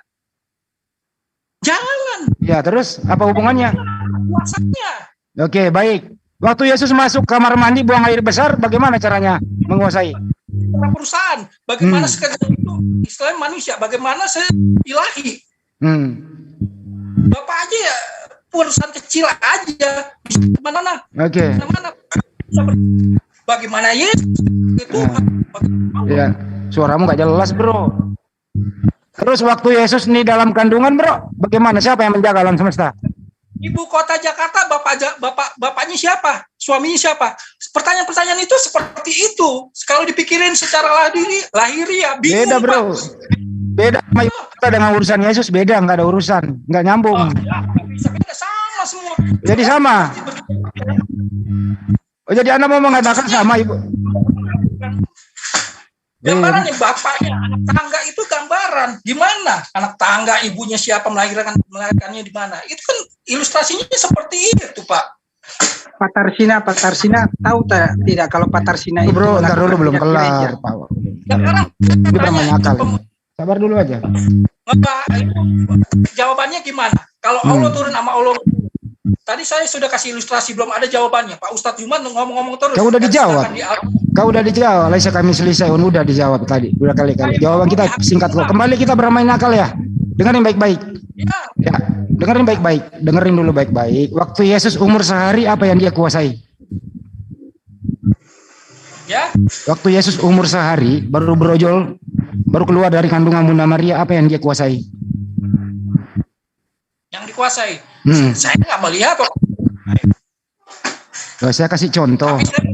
Saya kasih contoh aja, saya kasih contoh. Anda kan sering, saya baru kali ini mau kasih contoh supaya Anda terbuka akalnya nih. Waktu dengerin dulu. Saya ngomong ada diam. Ya.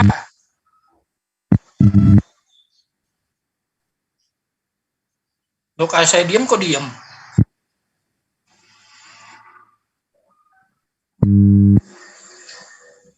Ini teman saya ini.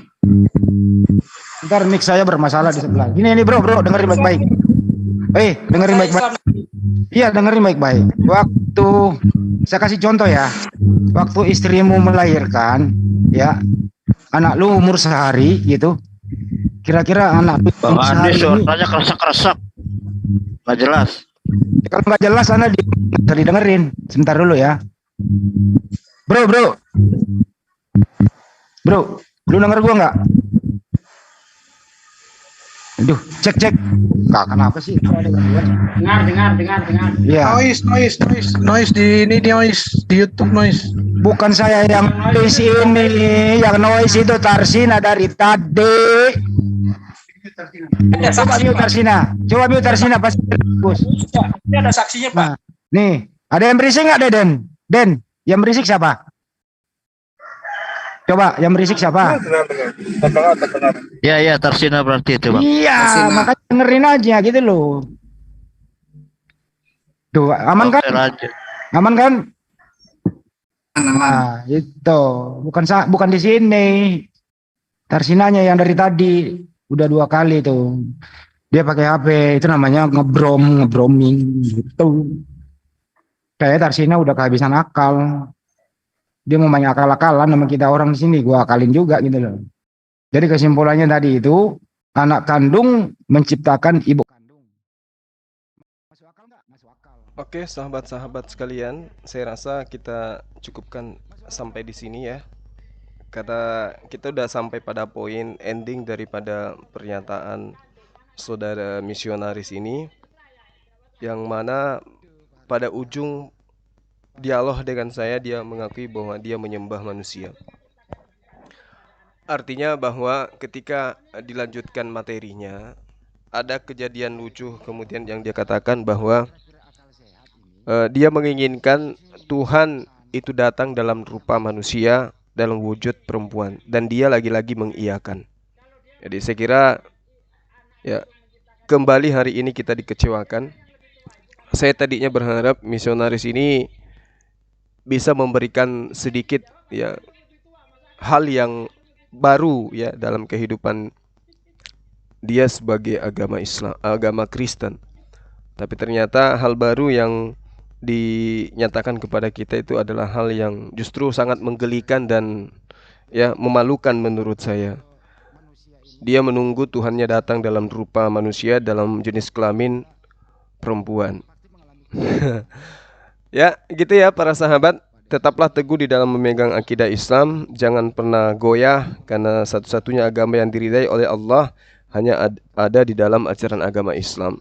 Kita membuktikan betapa memalukannya ya orang-orang yang memiliki agama yang sangat-sangat mengajak akal mereka itu untuk dikebiri, dimatikan gitu ya, tidak difungsikan. Saya kira begitu para sahabat sekalian. Sekali lagi terima kasih atas segala perhatian antum semua.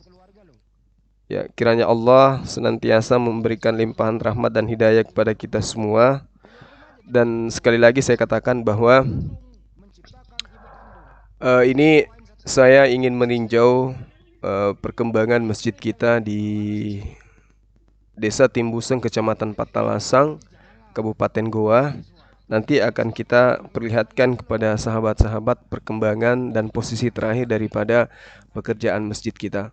Terima kasih yang selama ini banyak membantu, teman-teman yang sudah berinfak dan bersedekah, meskipun antum semua tidak menginginkan namanya disebutkan satu-satu, tapi yakin dan percaya Allah Maha melihat, Allah Maha mendengar. Nama antum semua sudah tercatat di jannah sebagai orang-orang yang memiliki amal jariah yang tak terputus dengan berinfak dan bersedekah terhadap rumah ibadah yang kita sedang dirikan saat sekarang. Sekira begitu para sahabat-sahabat sekalian. Semoga Allah memberikan limpahan rahmat dan hidayah dan kesehatan kepada kita semua, panjang umur, bahagia bersama dengan keluarga, dan dimudahkan segala urusan kita yang baik. Subhanakallahumma wa bihamdi, asyhadu an la ilaha illa anta, astaghfiruka wa atubu ilaih. Assalamualaikum warahmatullahi wabarakatuh.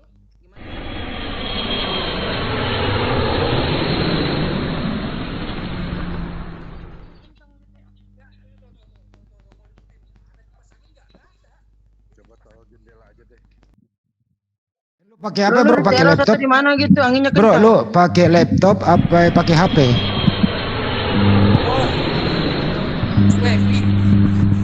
Suara lu hilang gitu loh. Pakai HP apa pakai laptop?